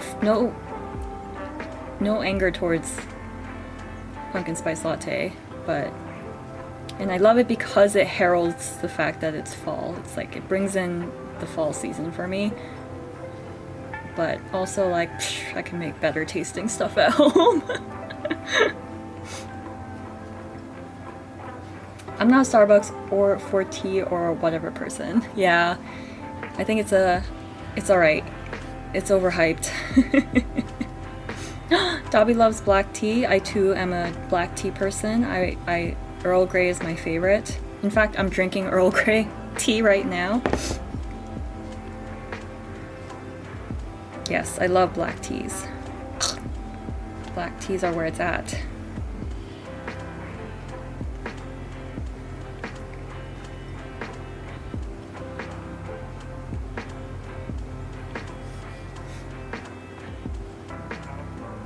Yeah, I'm definitely like a tea over coffee person. Although I also can appreciate really good coffee.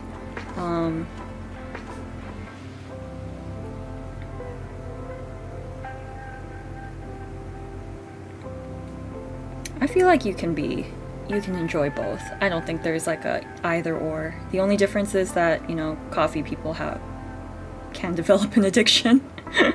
You can have people who get very, very dependent on the caffeine level in coffee, but I think you can appreciate both. I don't think you have to be. If you're a tea person, I don't think that automatically means you hate coffee, because I definitely like both.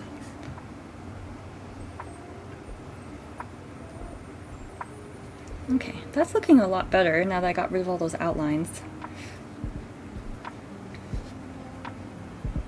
Okay, the next thing I'm like looking at is this like big petal section here, because it's just one color and it's kind of not the vibe. Yeah, black tea. I will say that I'm very picky about green tea. I think there's people who don't like matcha for its taste and texture, and I can see that. I think cheap green tea tastes horrible.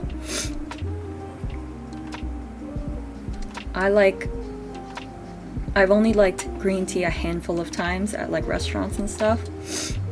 There was like a Japanese ramen place where we used to live, and I remember like they served green tea with the ramen, and I remember drinking the green tea and it like refreshed me. It felt like it cleansed my palate, which green tea, really like well done green tea can do. And I remember thinking like, oh my god, this is it. Because I was always very like hesitant about liking green tea up until that point. So now I know I like green tea, I just have to find a way to do it where it's like actually tastes good.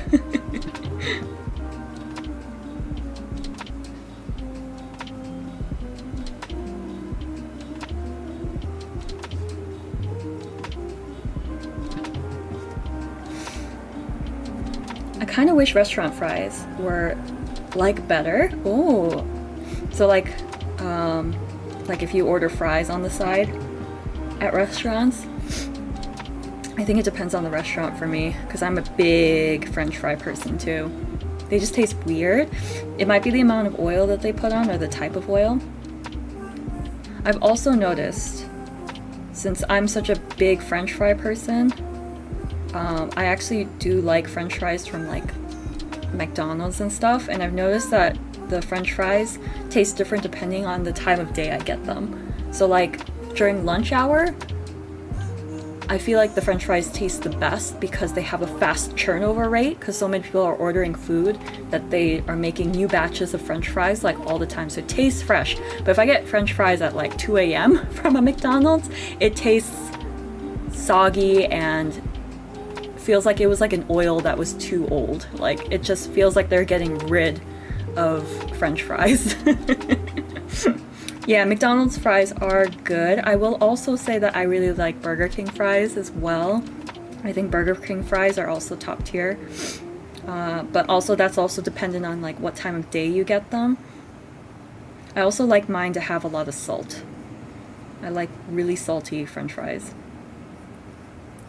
And I also really need to get like really good poutine if I ever go to Canada. I need to experience good poutine. I feel like I haven't had the poutine experience yet.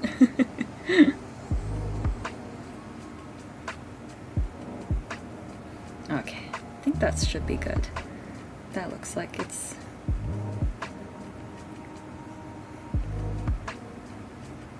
about the limit of my ability.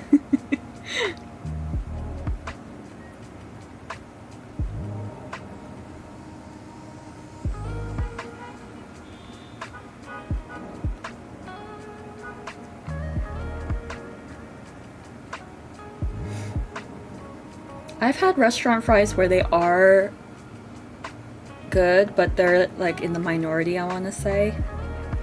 I think some places try to get really fancy with it and it doesn't taste like French fries are basic. So if you have a good way to fry them in good oil for the right amount of time and the right amount of salt, that's all you need to do. But I think some places make them too like fancy, which is not the sorry, my camera's like tilting. Which is like not the French fry experience for me.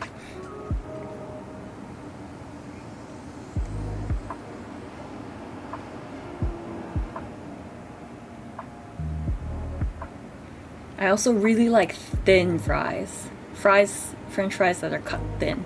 I don't like curly fries. I don't like the waffle fries. I like having a lot of crisp to inside mush ratio, if that makes sense.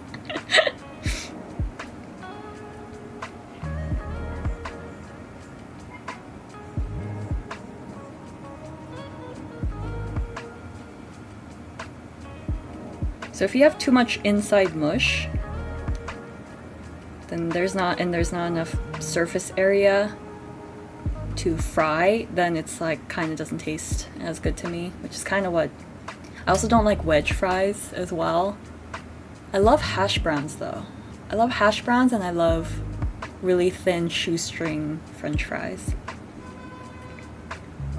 I'm very picky about my fries.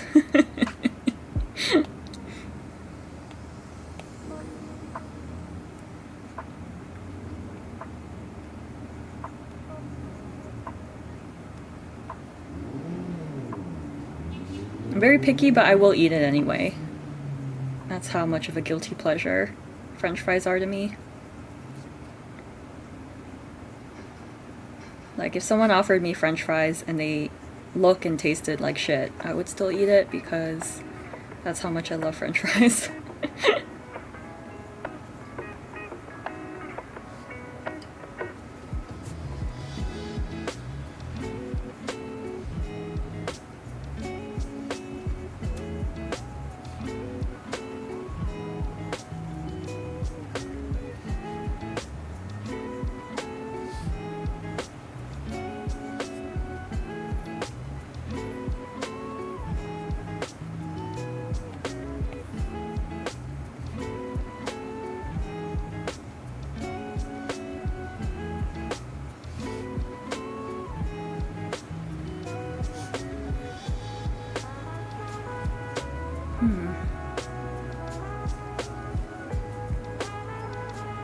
Maybe next time I do this sort of challenge again in the future, I should do movie posters. Movie posters would be cool. I'm trying to think of some iconic movie posters.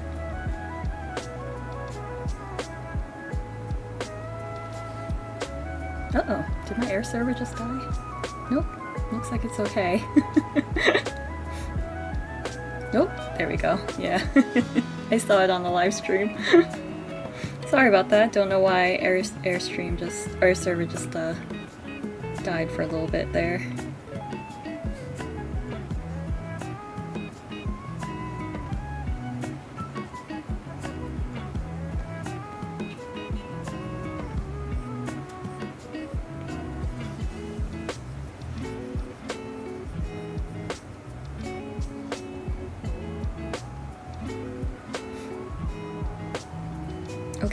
think we're getting closer and closer to Toad and Frog time.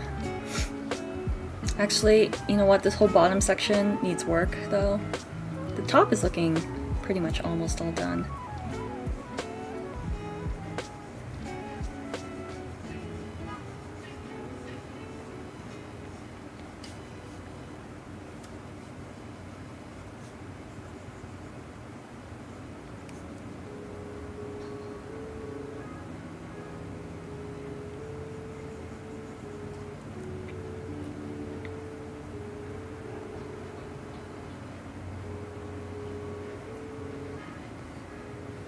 Yeah, this is way outside my comfort zone, and it's looking a lot better than I thought it was going to be. Oh, movie posters are a great idea. Yes, let's do it. Let's do it in the future at another time, because there's some other projects planned, but yeah. Movie posters, definitely. I'm trying to think of movie posters that I grew up that would be fun. I watched a lot of Pixar films growing up. I'm trying to think of an iconic. A lot of the Pixar film posters are very simple, though.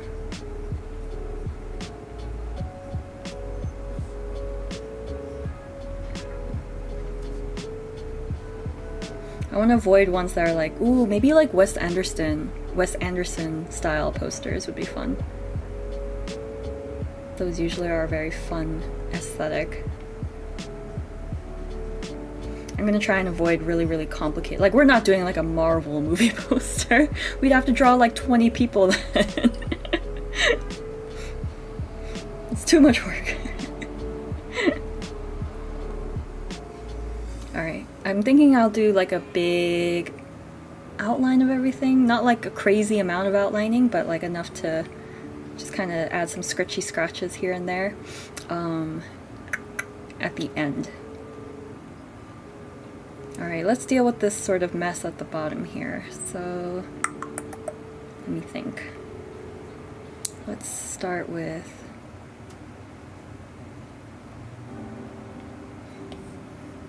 Let's go back to that green.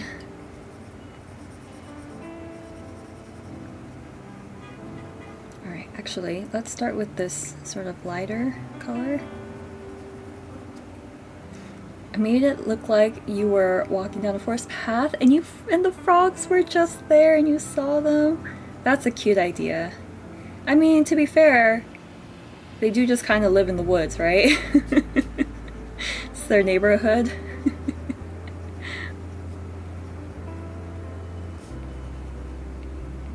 You're just kind of walking down their neighborhood. They're just vibing. That's a cute idea, though. Yeah. They're just hanging out.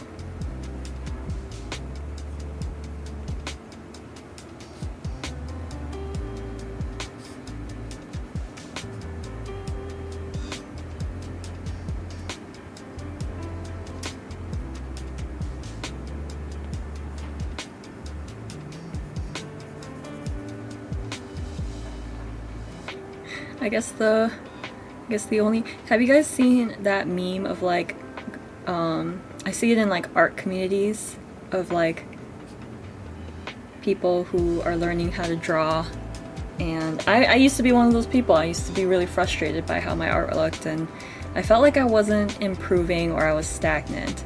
And you know, there's like a lot of people who feel the same way, and I remember when I started just like looking up a lot of art stuff, it was like this meme going around of like, it's the meme of that 4-panel comic, and it's like someone's in the corner is upset and they say things like I'm so bad at drawing or something, and then the second panel is like their friend giving them advice, and the advice is just draw. And then it's like two panels of that same person being frustrated, and then they just look angry in the last one.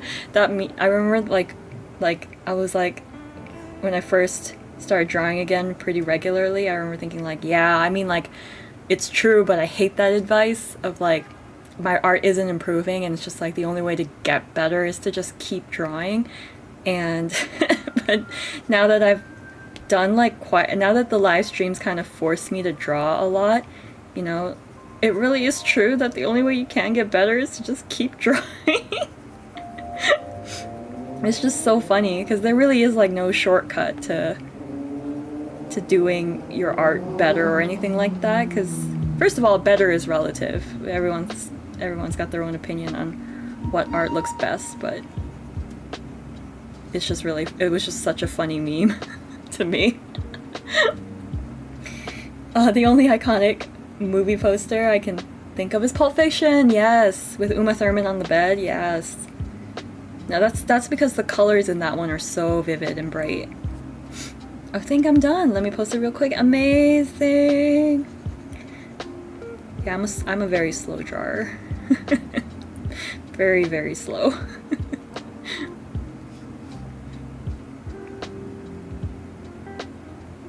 I haven't even drawn the frogs yet. People watching the VOD are gonna be like, when are the frogs happening? Thank you for tagging me. I just saw the alert. I'll show it at the end. Definitely. Alright, so we've got some foreground and depth of field in the grass. Let's do a little bit of the foreground detailing. Did you feel more comfortable drawing this one than the Coraline cover?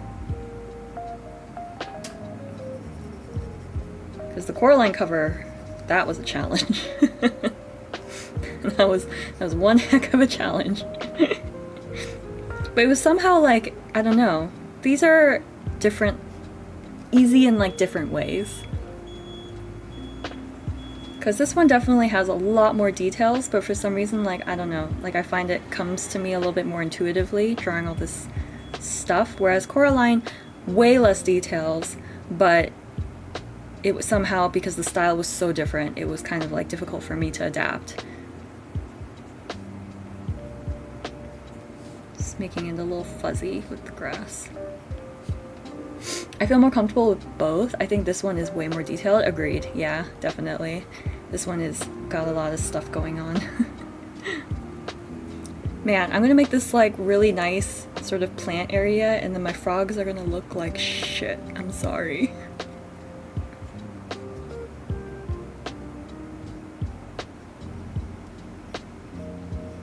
Agreed, this one's got a lot of details going on.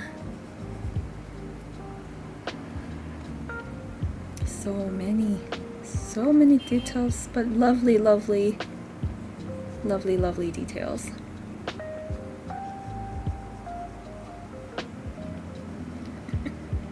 I should add like a book, I should add like a chapter in my live stream being like, if you want to see the frogs, join in at hour 3.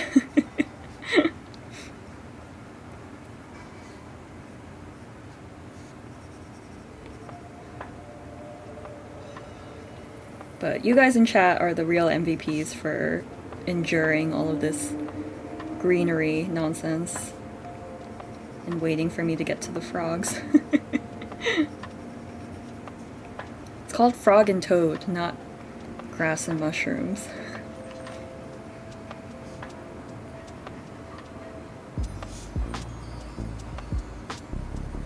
I'm like redoing the entire foreground, I'm sorry. I'm sorry. It was a problem before.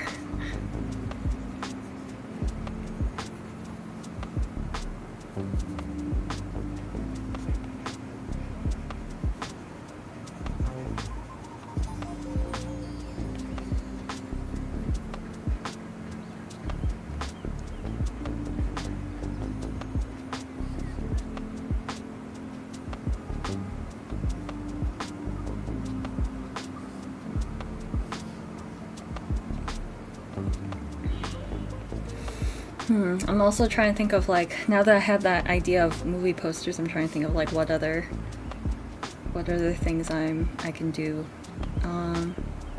Maybe like video game characters.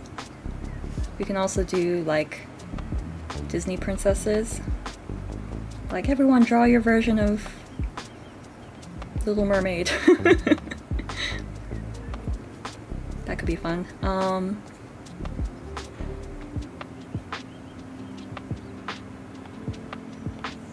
Alright, we're very, very slowly getting to the main event. You know what? Not that one.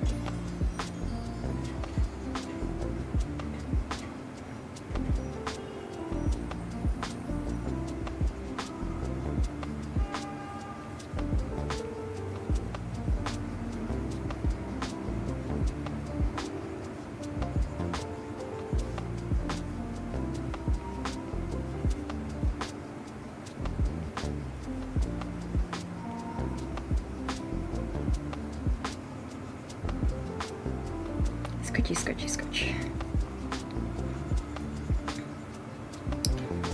I feel like I need to, I love Procreate, I love drawing on Procreate, but I feel like I also need to get back to drawing traditionally more as well.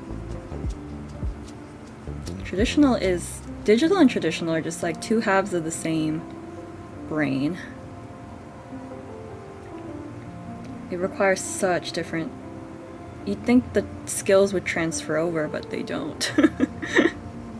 I remember the first few like digital drawings I did were like so bad.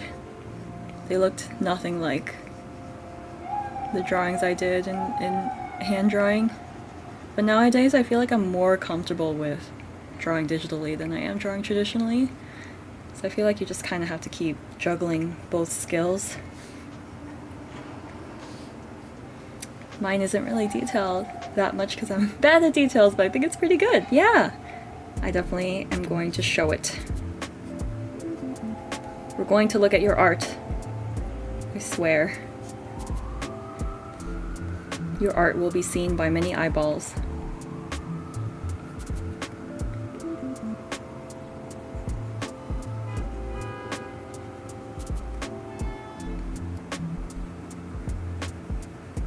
Okay, kind of have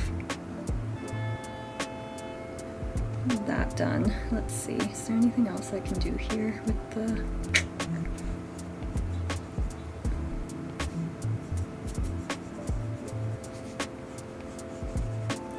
Just doing some rough drawing, some roughness. I'm very sorry if like me also constantly moving my canvas around gets people nauseated. I'm very sorry about that. I'm constantly like zooming in, zooming out, rotating things. Gotta remember, I had to leave enough room for the frogs, the main characters. Okay, that looks workable. Let's work with it.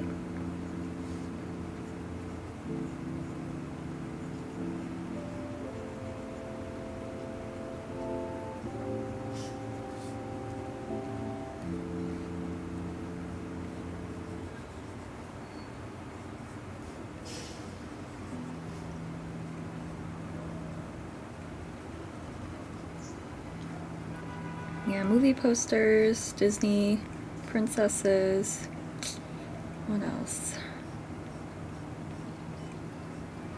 Maybe like famous paintings as well, if we want to go sort of down.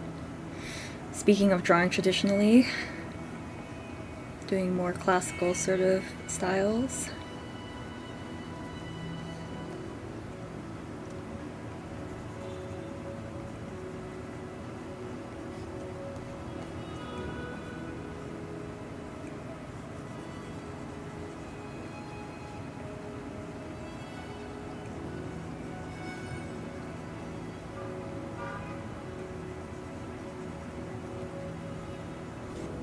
Maybe Pokemon. Maybe we could all draw a version of, we could just do a random Pokemon generator and then try to draw the Pokemon. That's a fun millennial activity.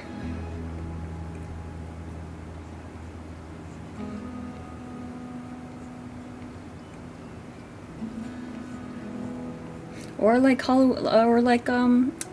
like we were talking about earlier with Halloween, different monsters as well. It'd be like, everyone draw your version of Frankenstein. Frankenstein's monster.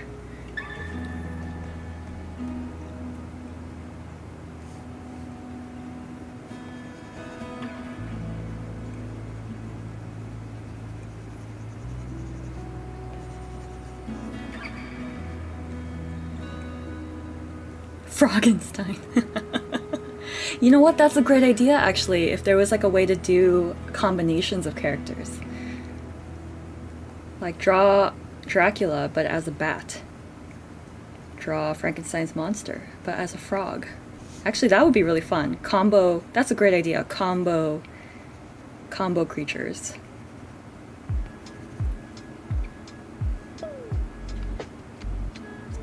Alright, let's do some fun shading in.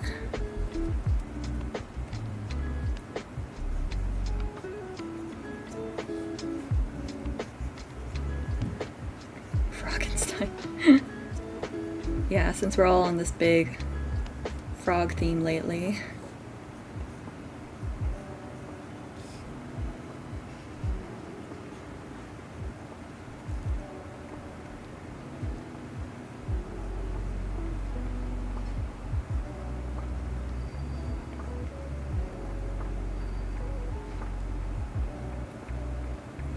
Has anyone like read anything, watched anything lately that's been fun?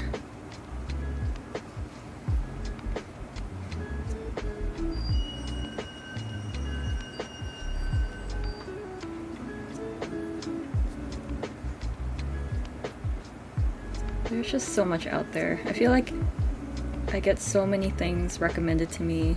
I feel so bad, but maybe I feel like watch like a third of what people have recommended to me. Just too many things out there, too much stuff to consume. I really need to spend more time reading though. That's definitely on the list of things to do more of this coming season, is to spend more time with a book. Been reading mostly like half and half fiction and non-fiction.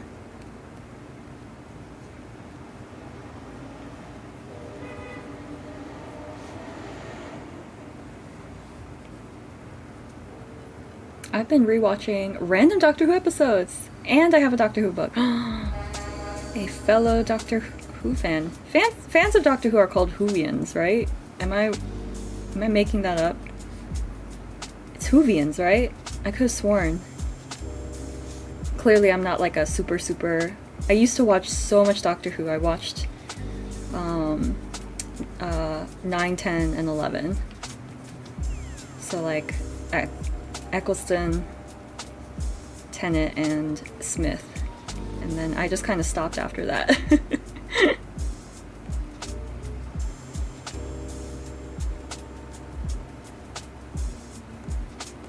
It's really weird watching the new Game of Thrones, House of the Dragon, because I'm so used to like, because Matt Smith's in it, and I'm so used to him being like the Doctor, that it's really weird seeing him in a role that isn't the Doctor.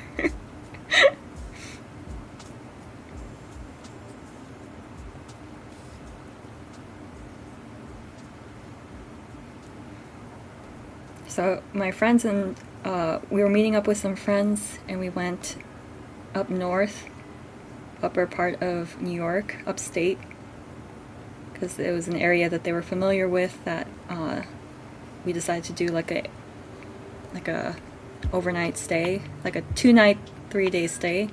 I forget where it was exactly upstate, but we were hungry after we drove up there, so we stopped at a restaurant, and the restaurant was Doctor Who themed. We had no idea when we walked in, because it was like a little small local place, and we were just hungry, so we walked in, and there was like all this like Doctor Who themed stuff. They were playing Doctor Who episodes on the TV, and yeah, I forget what we ate though. I can't remember if the food was like extremely Doctor Who themed either. I feel like it wasn't. I think they had a lot of like English inspired dishes, but it was I don't think they were Doctor Who inspired, but maybe I just blanked out because I don't know, I was having some memory issues then. Yeah, it was like a really random like restaurant that we walked into. It just happened to be, and the owner slash person serving us was a huge Doctor Who fan, so I remember us chatting to her about a bunch of Doctor Who stuff.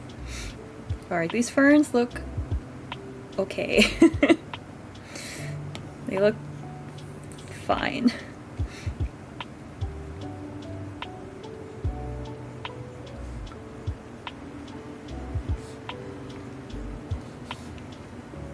But yeah, it was just really fun because it was so random. God, I wish I could remember what I ate while I was there, though.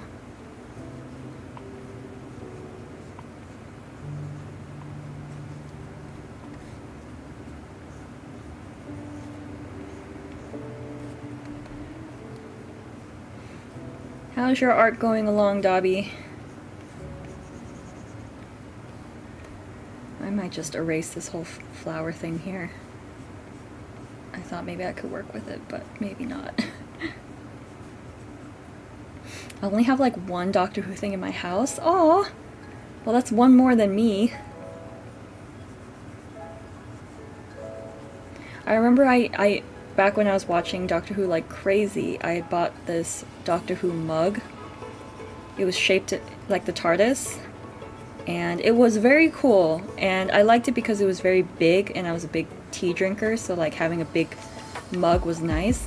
But because it was shaped like the TARDIS, it had these edges, because it's shaped like a police box, and it had these edges, and I remember them being so hard to clean. It was very frustrating to wash afterwards. So I think I did end up giving it away to someone who was also a big fan. So I no longer have it, unfortunately. But yeah, there's a reason why mugs are round shape. Try not to buy sharp-edged mugs.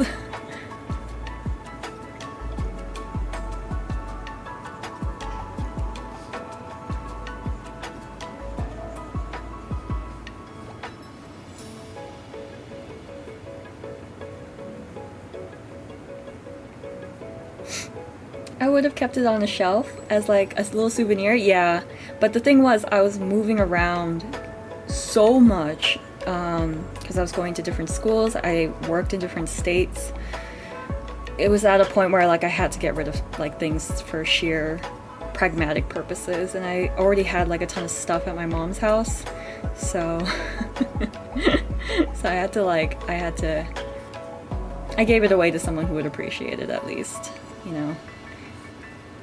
It would have been nice to still have it now that I'm like settled down, but at the time when you're like moving to different states, I had moved to, so I went to grad school in Seattle, so I was moving from New York to Seattle, and it was just like, and then moving back, so it was just kind of like, there was a lot of stuff that I had to repurpose and donate. Yeah, I couldn't keep leaving stuff at my mom's house like it was storage.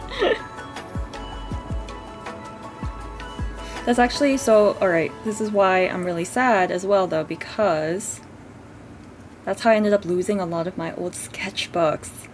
So I did a lot of art in high school and elementary school, and I had loads of sketchbooks from just decades of like me going to school and things, and I lost some of them. It's like, it's painful for me to talk about because all those years of like work that I used to do. I mean, it wasn't like amazing work, but it was like work that you did when you were like really young and you can just kind of like look back on. And I don't have those anymore.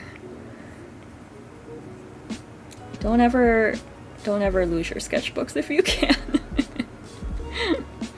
You never know when you'll miss them, and then once they're gone, they're like gone.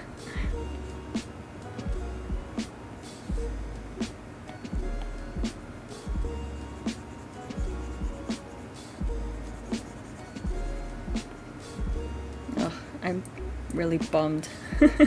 Really bummed about losing my sketchbooks.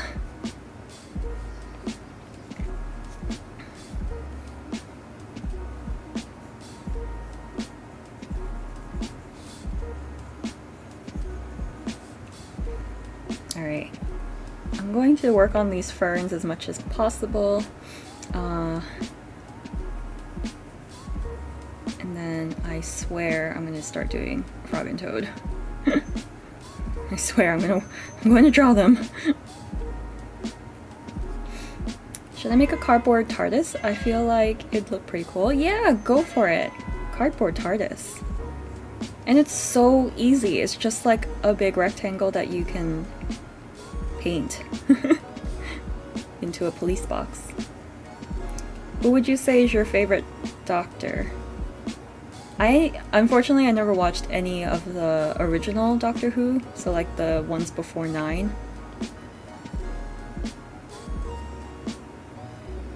No, also I haven't watched any of the more recent ones past 10, so... I just have to say I think my favorite episode just has to be The Weeping Angels, which is unfortunate because the Doctor isn't even like hardly in that one.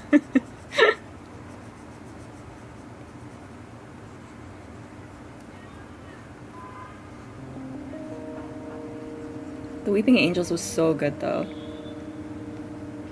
I think my favorite episodes are the ones where the Doctor is like hardly present, but he's like kind of like doing stuff in the background. Because that's how most people experience the Doctor.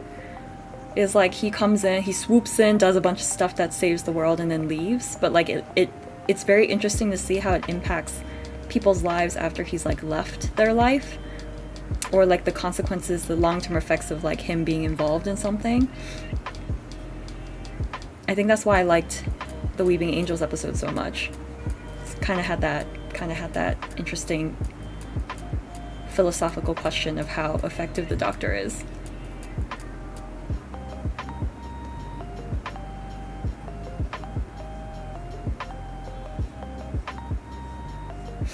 They aren't doing any Weeping Angels in the new episodes? Oh!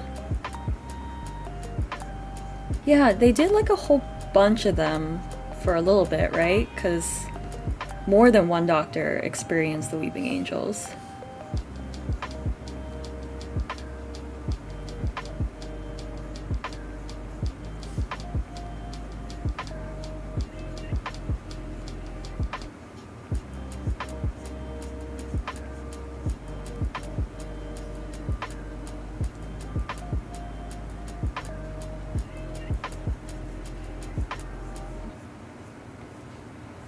They've moved on to other monsters, I guess.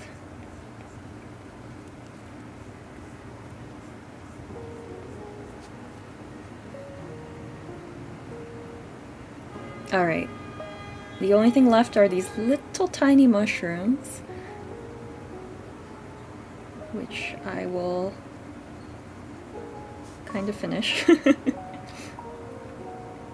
I aim to finish the frogs by 3. Or at least most of the frogs by 3.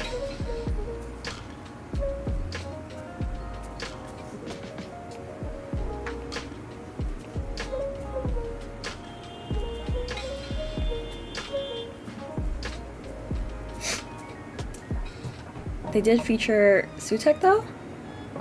Remind me who Sutek is?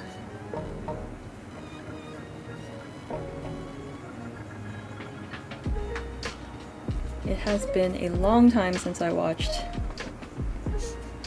any Doctor Who.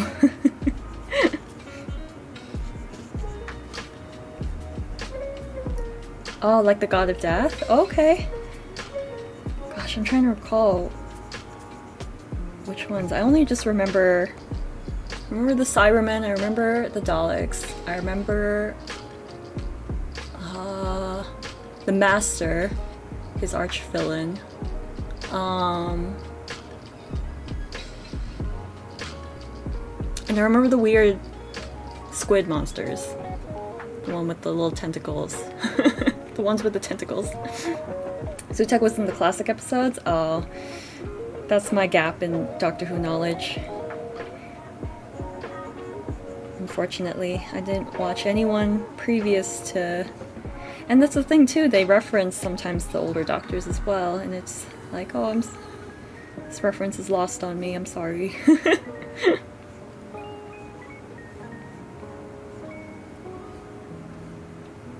What would you do if you saw a Weeping Angel?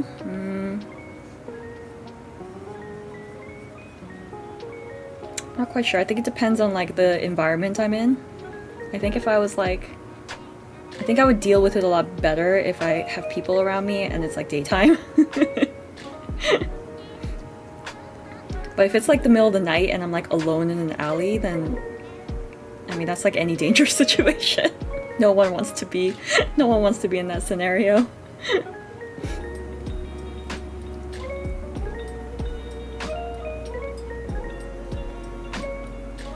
Alright, I'm just making the grass look more grass-like for a second.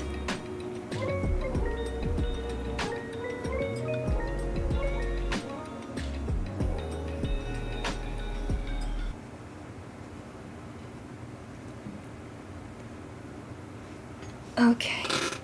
Alright, I think it's time. I think the moment has come for me to draw these silly frogs.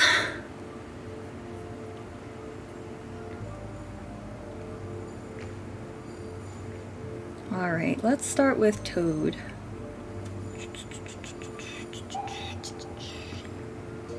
Moment of truth, yeah, finally. Come on, cat. We've been waiting forever for these frogs and toads to be drawn. Alright, so Toad is going to be reading a book.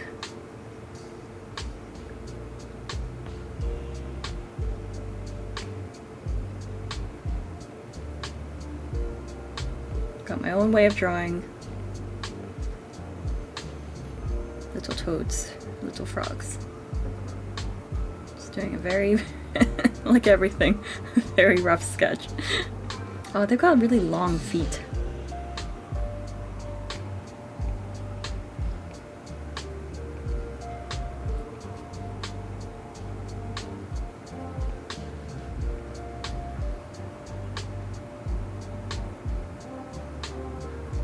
Okay, so I'm just kind of drawing them quite small. Oh, this is actually kind of scary because I'm actually drawing them on the same layer.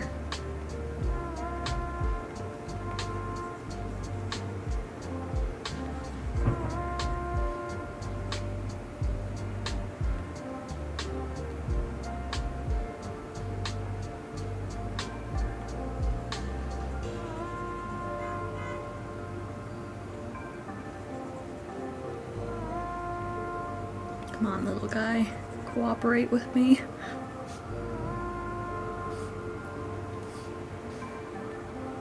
Okay, so that's kind of Toad's whole vibe there, and then Frog, I'm just kind of getting their baseline shapes figured out. Ooh, that's really dark. Yeah, that's better. I remember Frog being taller than Toad. There was a height difference between the two. And also I'm like thinking of like Kermit-esque.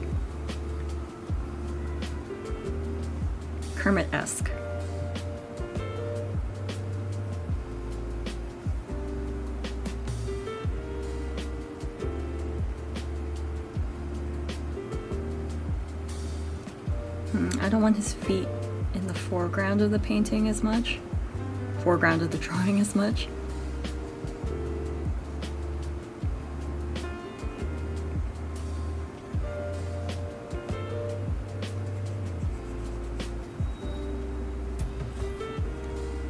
Oh, I don't know if I can finish this during the stream, so if so, I'll send to Discord, no problem. I'm just so happy that people are drawing this. It's amazing. Yeah, don't worry. Most of the art that I've done on these streams are not finished either, so I do want to get back into them and make them complete before I share it with you guys. My frogs look like they're deformed, I can't draw them. I mean, technically speaking, frogs kind of look deformed to me too, so by default, they are a weird looking animal. So don't worry about it. Some people draw them super cute, and I feel like I cannot draw frogs cute for some reason. They always look a little strange to me. At least my frogs do.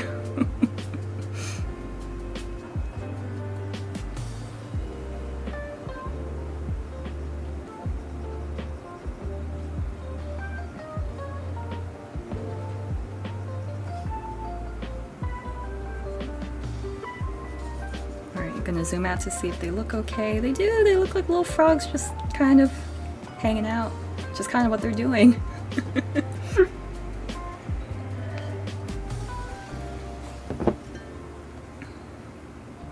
Alright, let's get into the details now. Alright, we've entered detail mode.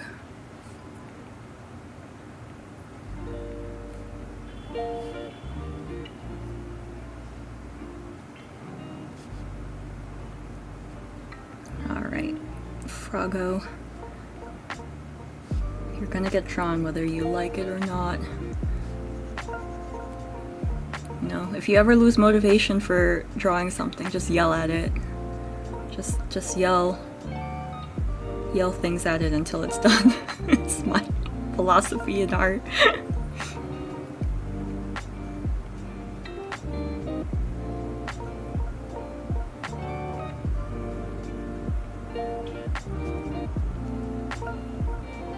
Oh, Frog's got these weird, like, horizontal eyes.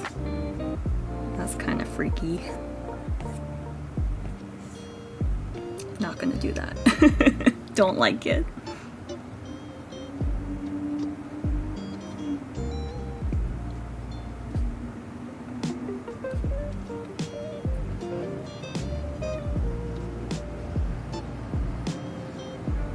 How do people draw these creatures cute?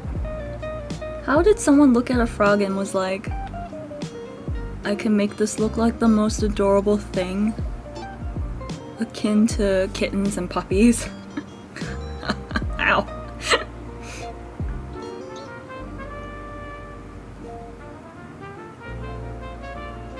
He's kind of stepping on Toad's feet. I might redo Toad's feet's location a little bit.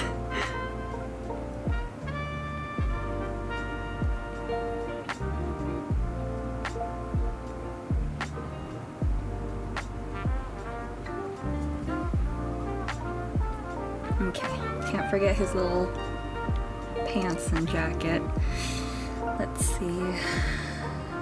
He's got like corduroys on.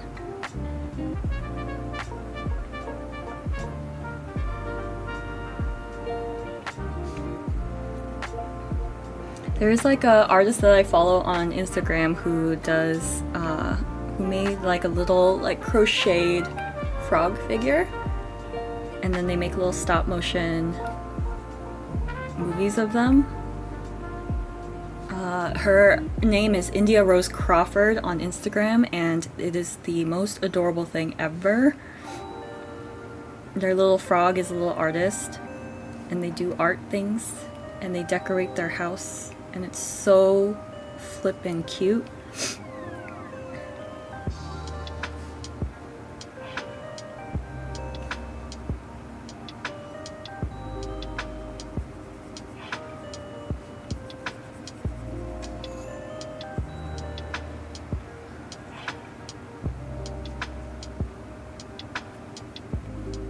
I'm gonna do some line art on top of it to really like accentuate how they look.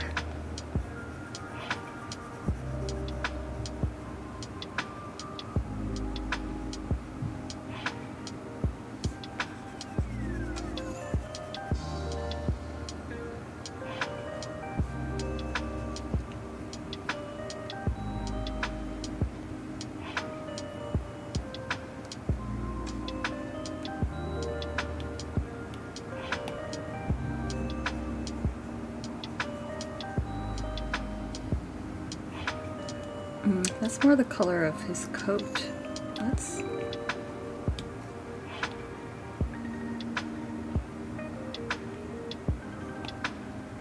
do that.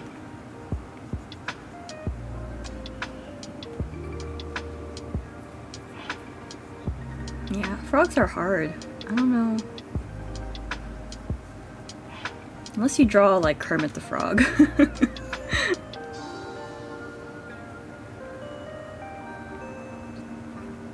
It ain't easy being green.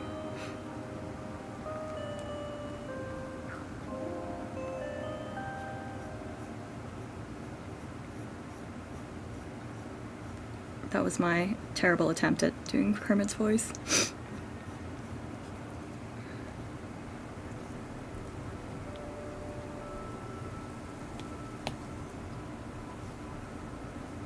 Aw, his little blazer is so cute.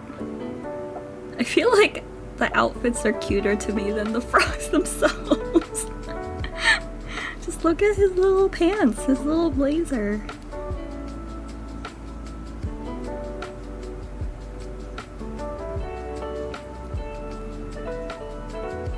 We love Frog and Toad here. Don't get me wrong. I love this book. I love these characters. Frogs are hard. Mad respect to artists who do a lot of frog-related merch. Frog-related art.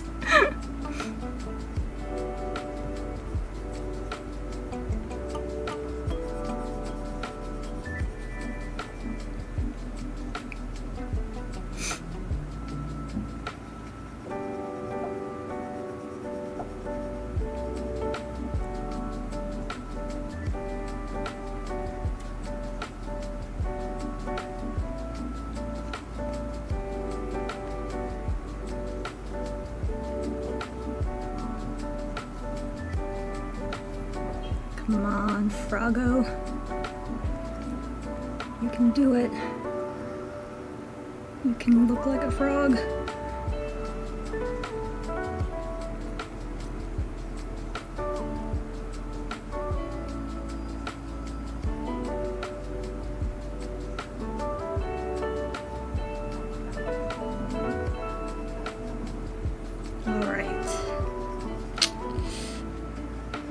Alright, I thought it was going to be really hard to draw all this without an underlying sketch or like drawing in place already, and so the fact that it's coming together without very much planning beforehand is actually very encouraging for me, someone who does a lot of planning in their artwork. Oop.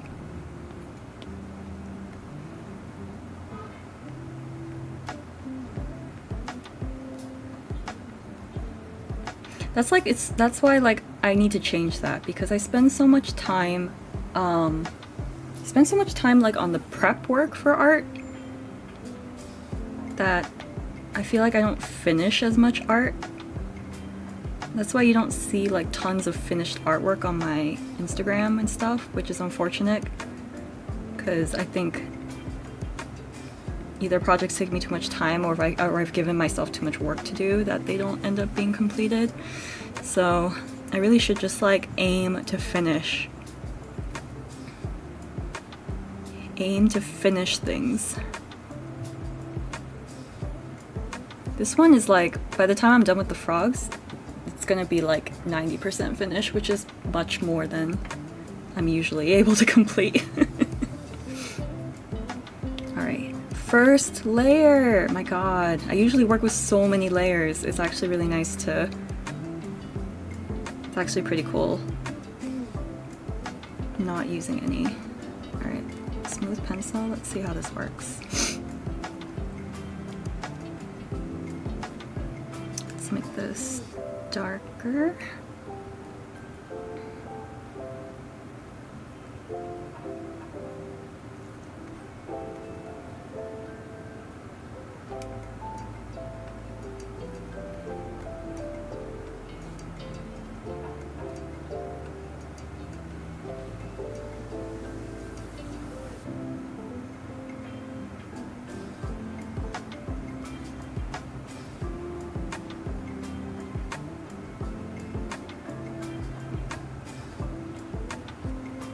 Why is his hand so small?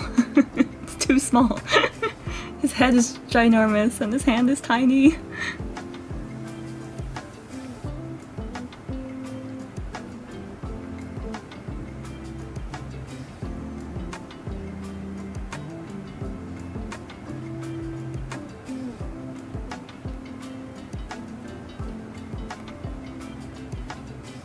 Okay.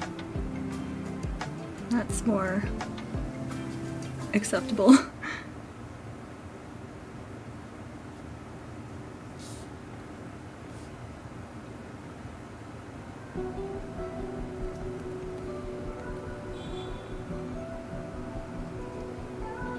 Okay, let's give him his little eyes.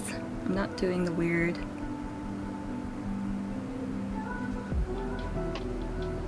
horizontal pupils. Let's give him some round eyes. Some round pupils.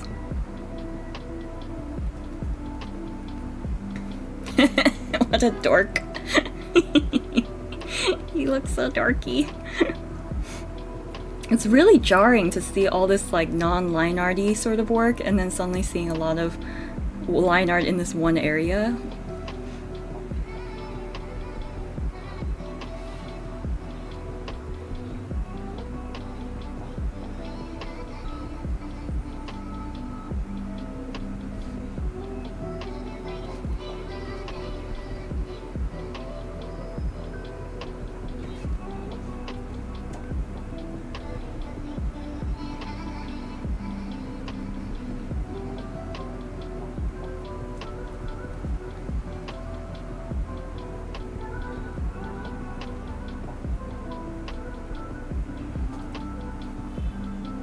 Let's give him some feet. I know he's got them, but let's give him some proper ones.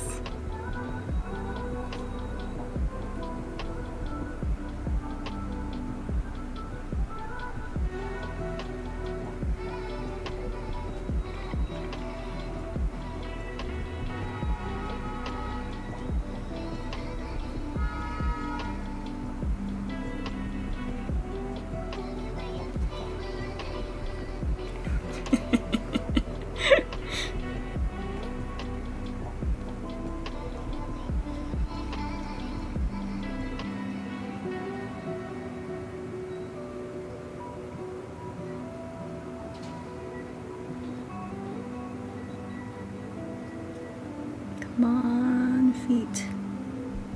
He's definitely stepping on Toad.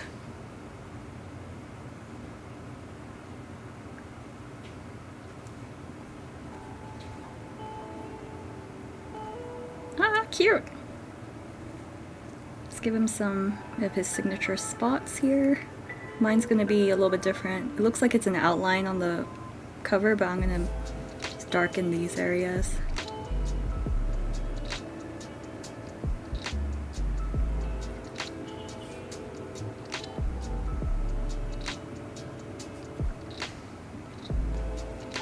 Okay, and then let's go on to that brown again. This little corduroy blazer.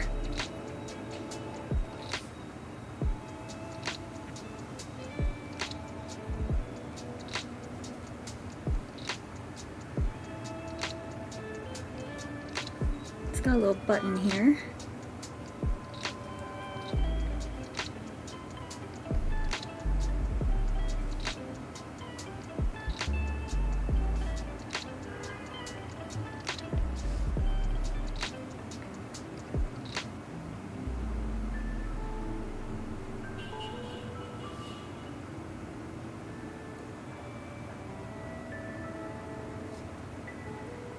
Sorry, I'm like concentrating so hard on these frogs that like I'm like lost all train of thought from earlier.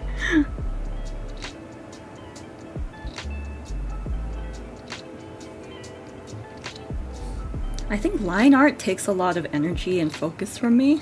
Maybe I should, that's a sign to stop doing so much line art.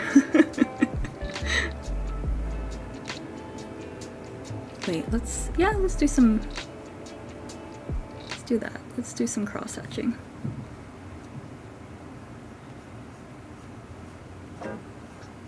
It makes it look like it's got some texture to the outfit, which is fun.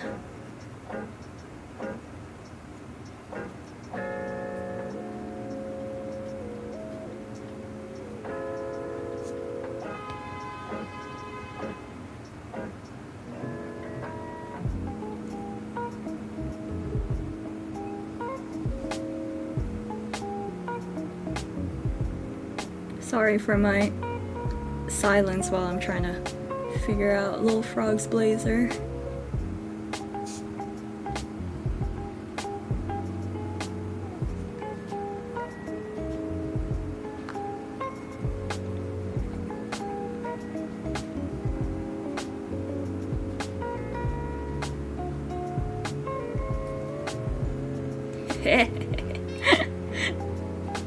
Alright. final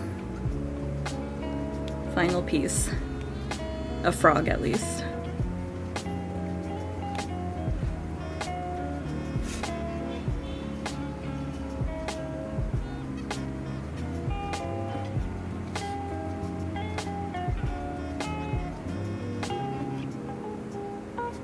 Cat person, you draw fast. This is taking me forever.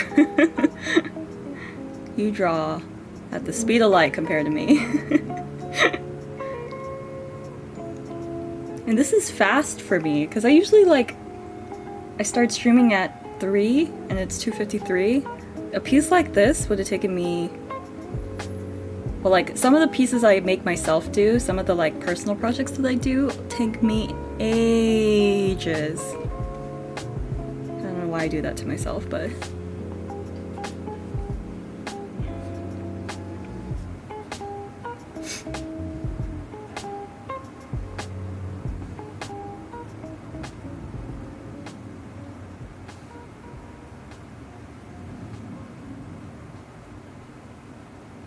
there we go. Just getting some lines, some stripes.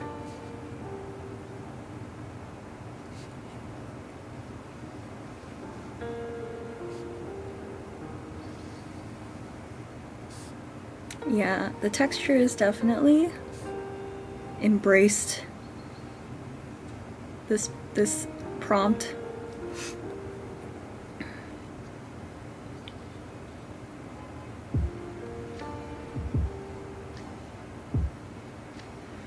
The only thing I would seriously consider changing is my piece still looks quite a lot like the original. I know it's not exactly the same, but I wish I could kind of look at a artwork and really make it look different but keep the energy the same, if you know what I mean. Alright, frog's done. Let's do Toad, and then we'll call it a day. Because I also need to look at Cat Person's artwork as well.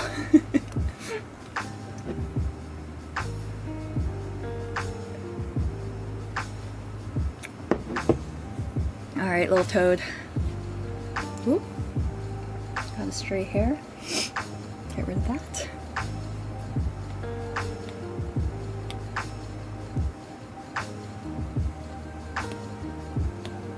Alright, so Toad's got this sort of wart cheek or something on the side of his face. He's a little bit stumpier.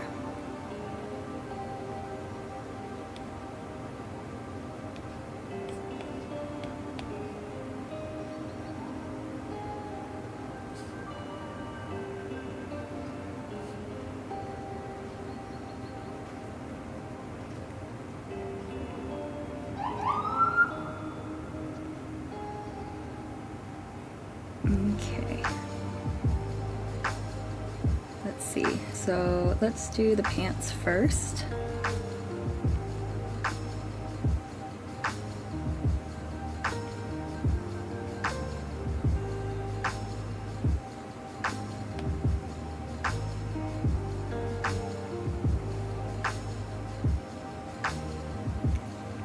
Yeah, we definitely need to move his feet.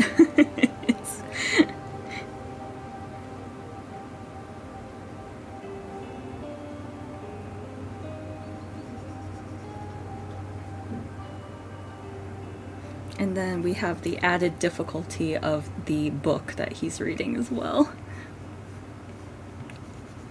I might just finish off with Toad and maybe leave, I'll do the mushroom off stream that he's sitting on.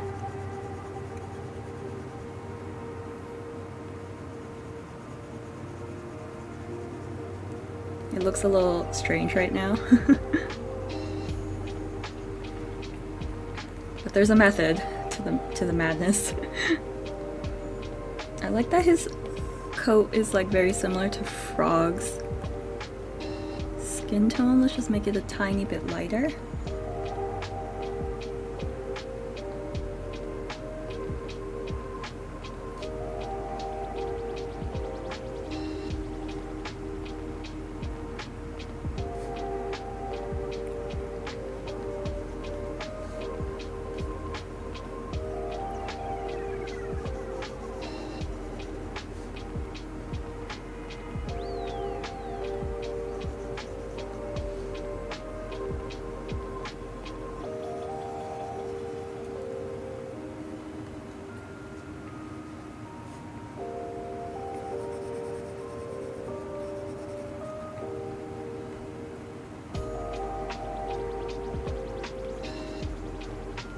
Looks like his little booty is showing through the clothing.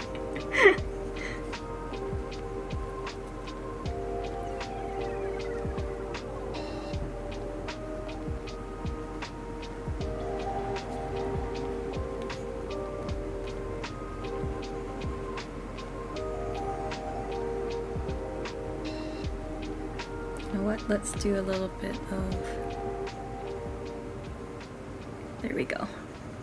That looks more anatomically better. Okay, let's do sort of the general location of his hand here. That's not the brown I want.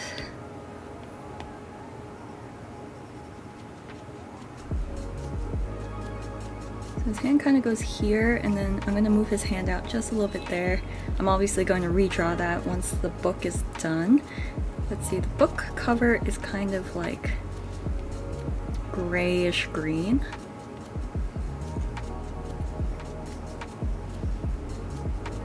I don't love that color.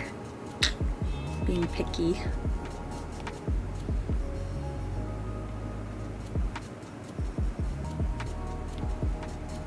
Maybe it's because I'm leaning towards the yellow more. I don't want it blending in with his body too much though.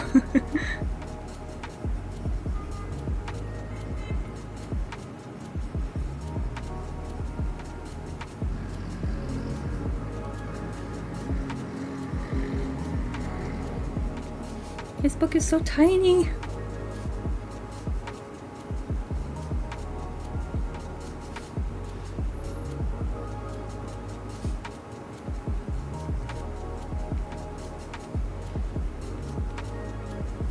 Okay, alright. Let's get the hand in there.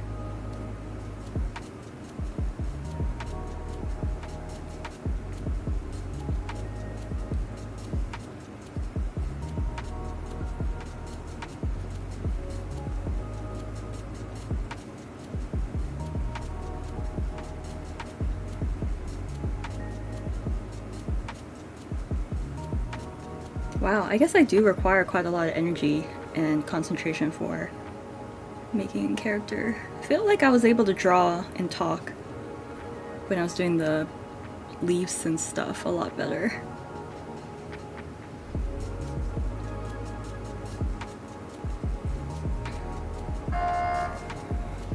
Okay, alright Toad. Alright, that took forever, but you are sort of assembled. Okay, speaking of, let's color in a little bit of his pants.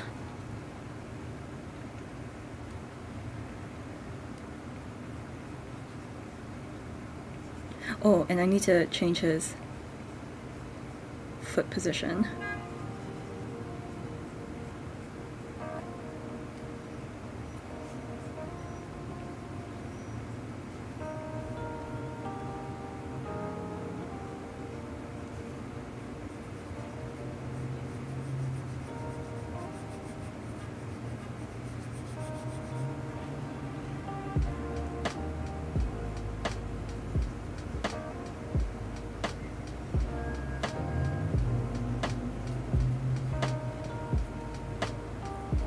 Kind of looks like Toad's also on the ground, but he's sitting on a little footstool, a little toadstool. All right, I think let's orient the feet.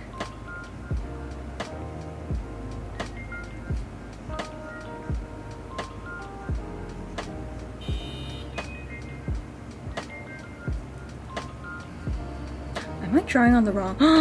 I was drawing on the other layer. That's what happens when you draw without paying attention to your layers. Ah well, it's okay. It's not world-ending the way that some of my other layer disasters are.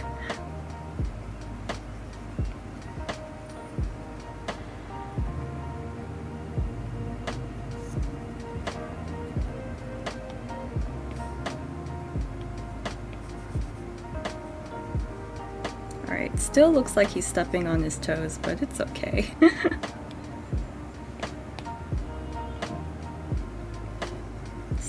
It's not as bad as it could be.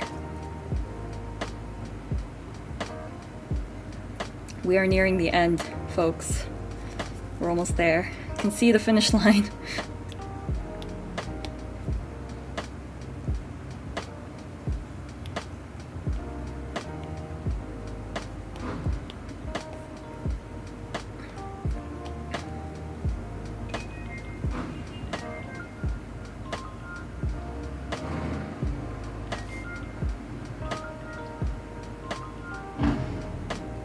Checking layers, very good.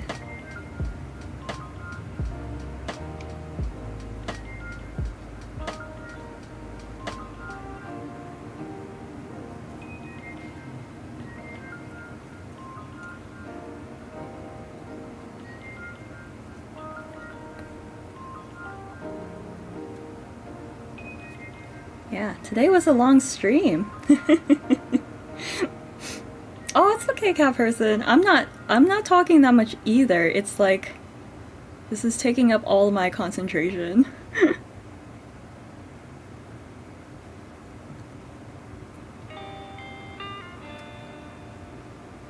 Let's give him a cute little chubby cheek look.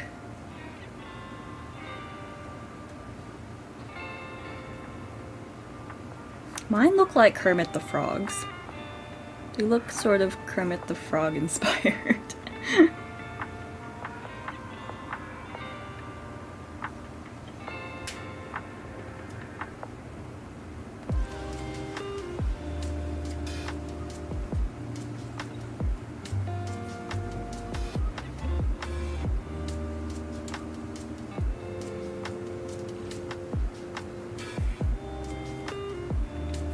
Mine look like humanoid frogs. I mean, they technically do look very humanoid.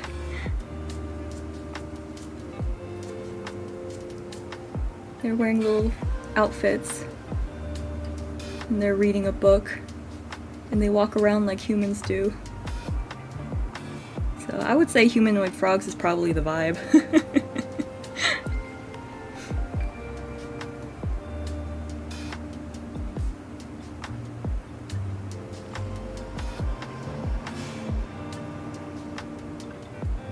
Looks like they've only got 4 fingers.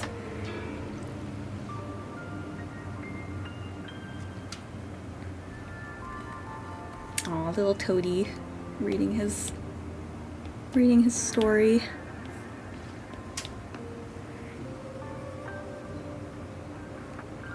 Alright, there we go. Alright, back to that other layer, and let's do the feet.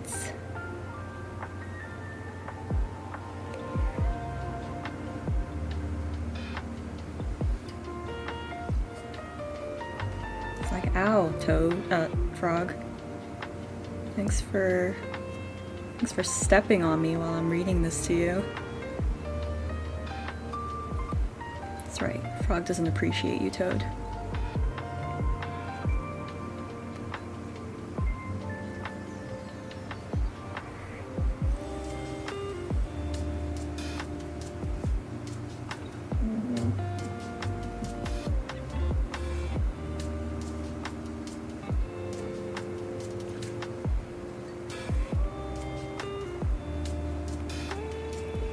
Ah!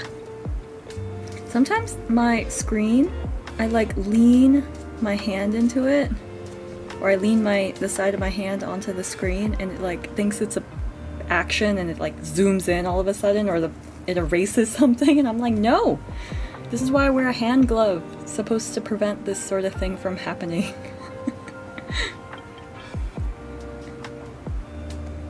Alright, let's do his little book.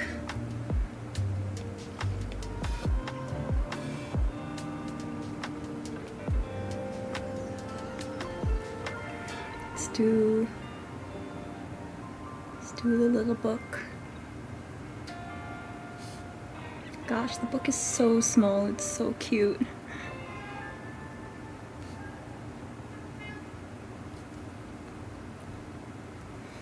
Come on.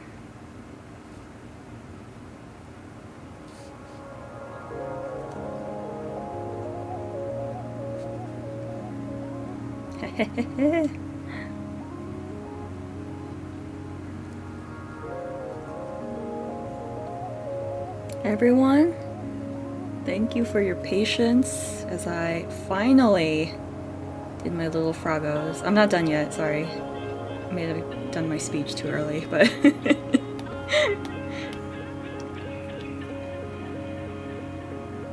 but oh my god. For everyone waiting for these silly little frogs to be drawn. You are the most patient bunch ever.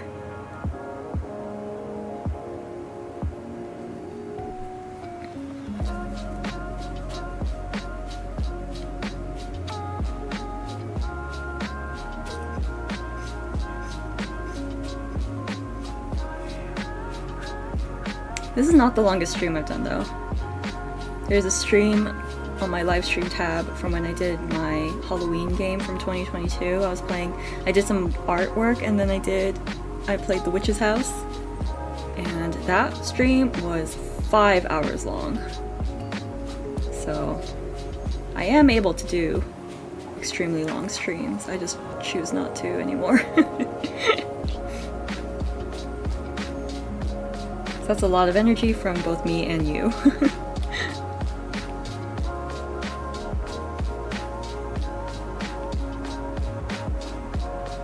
Alright, we're so close to the finish line. Why does that gray look so close to what the book looks like? No.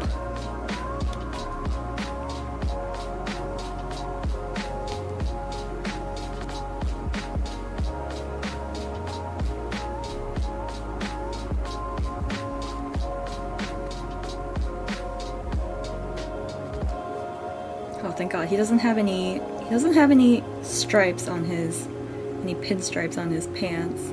But he does have this sort of like checkered pattern on his coat. It kind of looks like a tortoise shell pattern. So I gotta do that. Whoop. God. What I hate about my hair is the fact that I shed so much. It is ridiculous how much I shed. It's like I clean the floor and it's like almost all hair, and then I look down like an hour later and there's more hair. It is the most aggravating thing ever. Alright, you guys. We're almost done. I'm just gonna do a little bit of detailing on the coat itself. The little blazer he's wearing. Trying not to think about it too much. That looks terrible. They look like little squares, actually. They look kind of like... You know what? I think the brush is too big. There we go.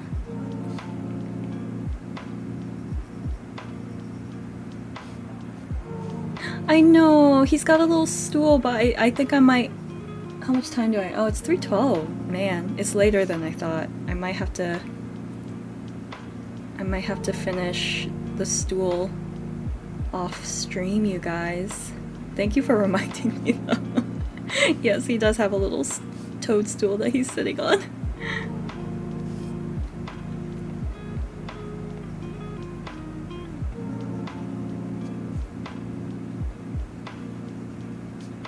I'm just doing the little pattern that he's got going on. Alright, I also told myself I was going to finish all of the July cover art that I did, because none of them are 100% finished. So I am going to finish them and upload them at the end of July. So this one is the closest I've gotten to like almost finishing all of it, which is good. That means that I don't have to do too much to this one. He definitely needs a stool. Thank you, cat person, for that reminder, because yeah, I think he definitely needs something to sit on. He's reading a book, he's the storyteller. He needs to sit on the storytelling stool. But yeah, I intend to finish all of them, all of the art that I've been working on in July, and uploading them on my social media. Alright? Here are the little toads and frogs. They kind of just look like they're floating because there's no shadow underneath them, so I need to add the shadows too. This is so funny. Alright. Alright, you guys. This is Frog and Toad, our friends. Written and illustrated by Arnold Lobel. And oh my god, I'm so glad people online joined in on this. Thank you so much, Cat Person. I'm going to show the art that you did. Let's take a look.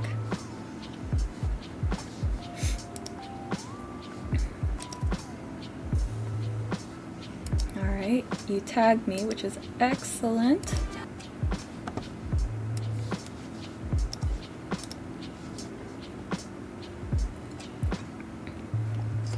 Alright, let's take a look at what Cat Person drew. The prompt was Frog and Toad's cover. Let's see. Actually, let me pause the music. Let's see. Yes, the greenery. Oh my god, the little flowers and the mushroom. Amazing. Oh, you did some scritchy scratches for texture. Oh, am I holding this right? Is that what he's saying? I think it's upside down. Oh my god, they're so cute.